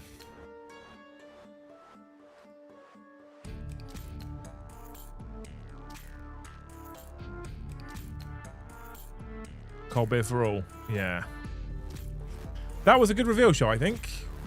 And the thing is, right, for me personally, it was long and I was getting a bit tired, but I'm just tired because I've not been sleeping well and life's been fucking kicking me in the face repeatedly. So, broken sleep, not a lot of sleep, stresses, etc. So I got tired towards the end, but I feel like 90 minutes, the way they've done it is kind of perfect to some degree. Like I did prefer it when they had like the pre-recorded one when they had the studios in and they could talk about it. But we don't need this live nonsense at an event. That was fine. No technical issues. Audio levels were all good. The only problem was when Eddie decided he didn't want to talk to the microphone like this, and then that's the only issue really.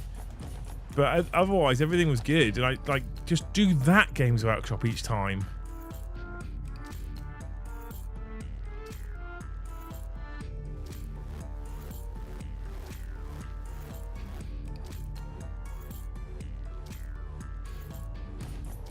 I'm just saying, that's the way to do it in future. That was a good show. And guess what? I was awake for it because it was 7 o'clock in the evening. Even better show. The spinning was annoying. I found this new button that I can do in After Effects. I'm going to put it on everything. It was slightly annoying. And I don't mind the quick spin. If you go front, gentle turn, quick spin to back, gentle turn, quick spin to front, that's fine. But they did a quick spin to back and left it on back for a bit. They just kept going back to the front, and it was kind of a bit of an odd choice. But someone in the fucking editing suite has found a new button. It's his new favourite thing in the world. Just painted a Morlock. Good man.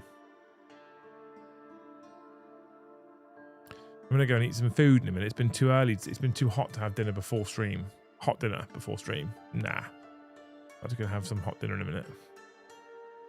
Probably take some water on board as well because I drank far too much mead for a hot, sticky afternoon. But, you know. You know. I know life can get tough. You will get there. It takes time. Thank you, Gareth. It's been fucking shit. And it's still fucking shit. I didn't think this is where I would be 6 months away from being 40, but such is life.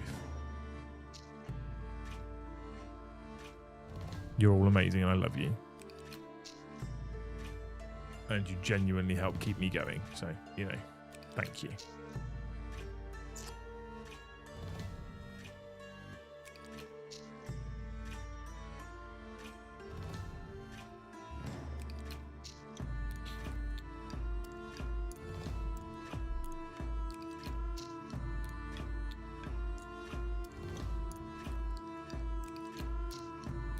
How close do you think Games Workshop is to pre-painted models after that terrain reveal? I don't think that's the thing they'll ever do. If I'm honest, I don't think they'll ever do pre-painted models. There's a few things I've said like that in the past where I have been wrong, but I don't know. I'm pretty confident this won't be a thing that happens. Terrain, people are like, oh, I've got to do terrain. Can't really be bothered. And I think, you know, I think the closest we'll get to them helping out with painted models is contrast. I don't think they'll ever do pre-painted, I'll be honest. Terrain, people will spend hours and hours and hours and hours on their own miniatures for their own army, and then they won't want to touch the terrain because they can't be bothered with it because it's terrain. So just remove the barrier there. I need to go set up for my first 11th edition game tomorrow. See you all soon. Hope everyone has a good weekend. Thank you, Gordon. Thank you for hanging out, dude. You helped me through my mental health stuff. The last 5 years have been super tough for me. I'm sorry to hear that, but I'm also very glad I could help you through it. Big hugs, Sol. Big hugs. Love you. Can we get to 200 members, chat? Can we do that? Is that a thing that's possible? We have got 37 to go and 190 people watching. If all of you just gift 5, we'll be fine. Had my first one today, had a blast. I think 11th edition is really good. I keep saying it, I keep banging that drum. I think 11th edition is really good. I think if we come away from the meta of everyone trying to play Persia Foe, it'll be excellent. Is my opinion.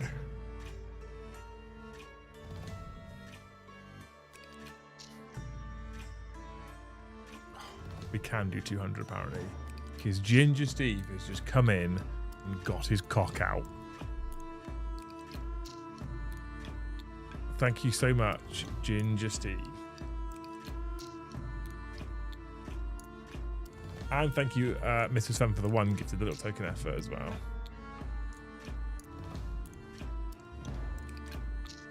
Can we get to 300, chat?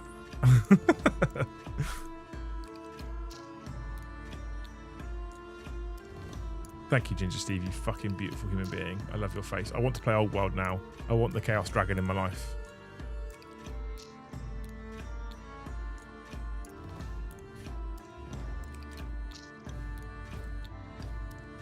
Ginger Steve, thank you so much. John did 200 yesterday. Steve comes in and slaps 50 down today. Amazing.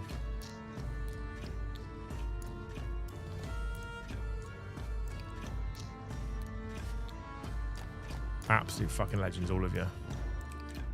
Absolute legends. Absolute legends. I want to play Old World now, Steve. I want to learn Old World now. Can you teach me Old World? There's another bottle of mead. I shouldn't open one. I need to go and have some food. I need to actually eat some dinner. I want to try and get out on the motorbike tomorrow. That's why I want you to teach me, Steve, rather than read the book myself, because I've heard that the book's a bit shit.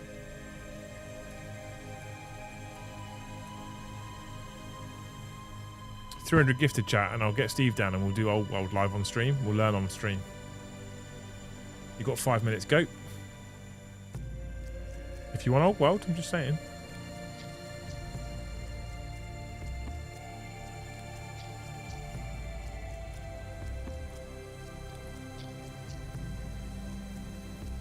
I don't have any Jägermeister. I'd do it though. Jaeger bomb for every 50. Bang. Jaeger grenade for every 50. Bang. Couldn't collect ogres. They remind me of my waistline too much. I legit, when I saw that Kill Team video, I was 100% thinking they were going to show catch and jungle fighters and Joe would have man milk everywhere. And when they fucking blue balls him and showed Exodites, that is a play from GW. I can't wait to see how angry he is.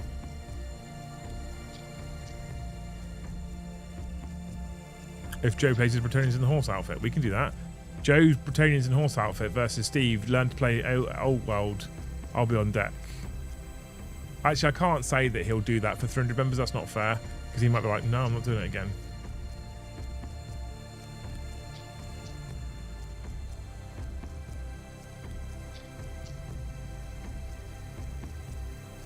Good bike weather at the moment up there. It is, yeah. I've had half a pint of Jaeger. Does that count? Yeah, why not?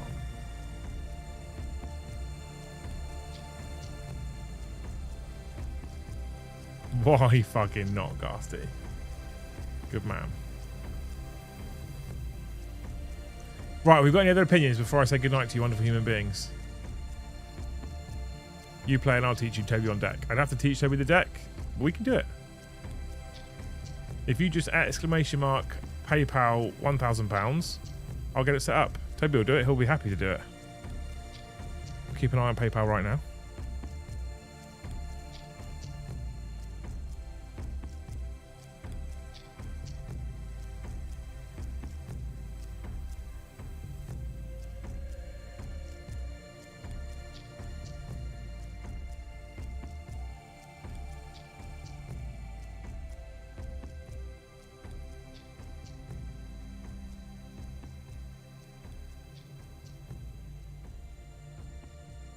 Hobby house table scenery available when?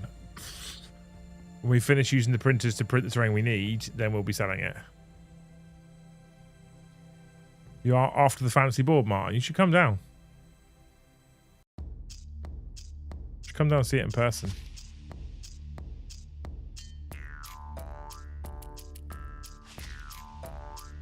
Is Hobby House running well? I think so. I need more of you to use the website at !Hobbyhouse. But yeah, I think so. I'm happy with it so far. I'm proud of it. Toby's fucking smashing it. The guys that are working for us are doing a good job. If we can just survive a few more months, I think we'll be on the up. So yeah, thank you.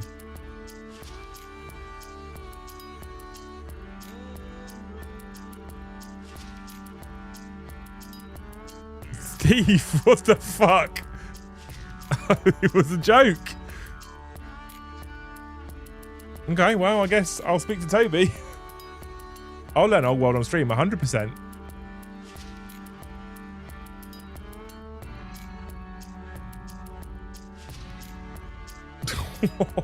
Fucking what? Should have set the number higher, shouldn't I? Cool, so autumn. Okay, sometime in autumn, I'll learn Old World live on stream with Steve and Toby will be on the deck. Got to get them painted. Got to get what painted? Me?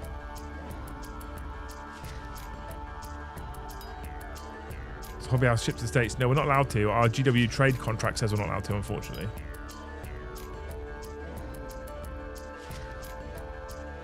I hope you're not talking about me painting stuff.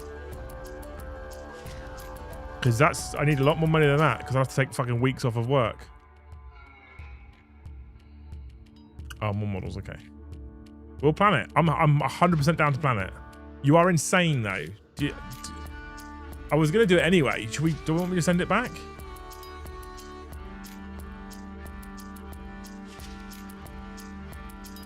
I can.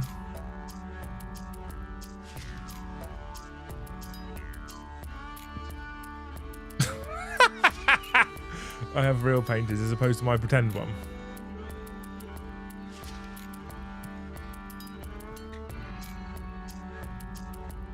I've got Grand Cathay stuff in the studio to build.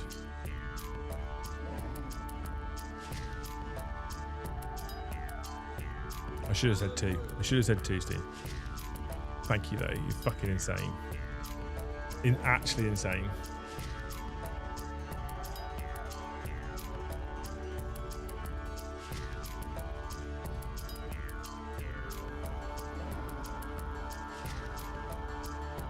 Actually insane.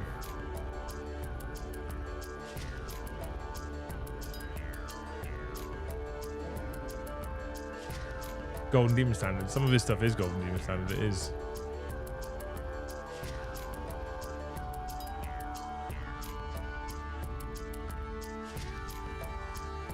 Annoyingly, it is Golden Demon Standard, so you know.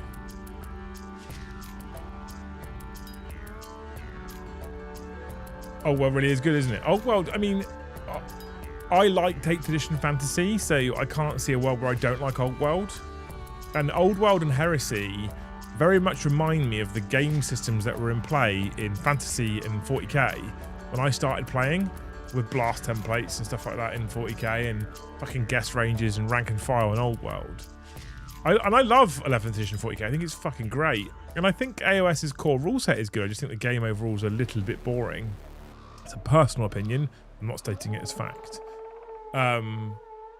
But those games, and I wonder if Games Workshop have done this on purpose, right? Old World and Heresy are kind of aimed at people like me who played years and years and years ago. I want that same experience. And then 40k and AOS nowadays are aimed at getting new people into the world, into the universe. I feel like that's what they're doing. I think it's a smart move. A game system for each kind of generation, sort of. So I really want to play lots of Old World, and if they're going to start range refreshing it, I bought into Cathay because it was new Games Workshop plastic stuff.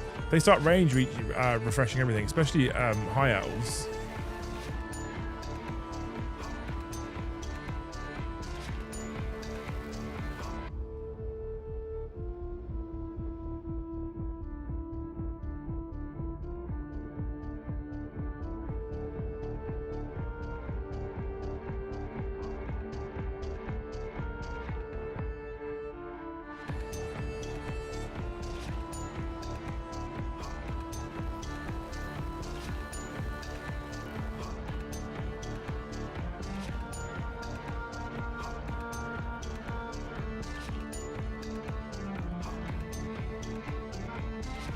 Bob Theftman, thank you for 1 gift of membership. Look at that. A beautiful multiple of 5. Makes me happy.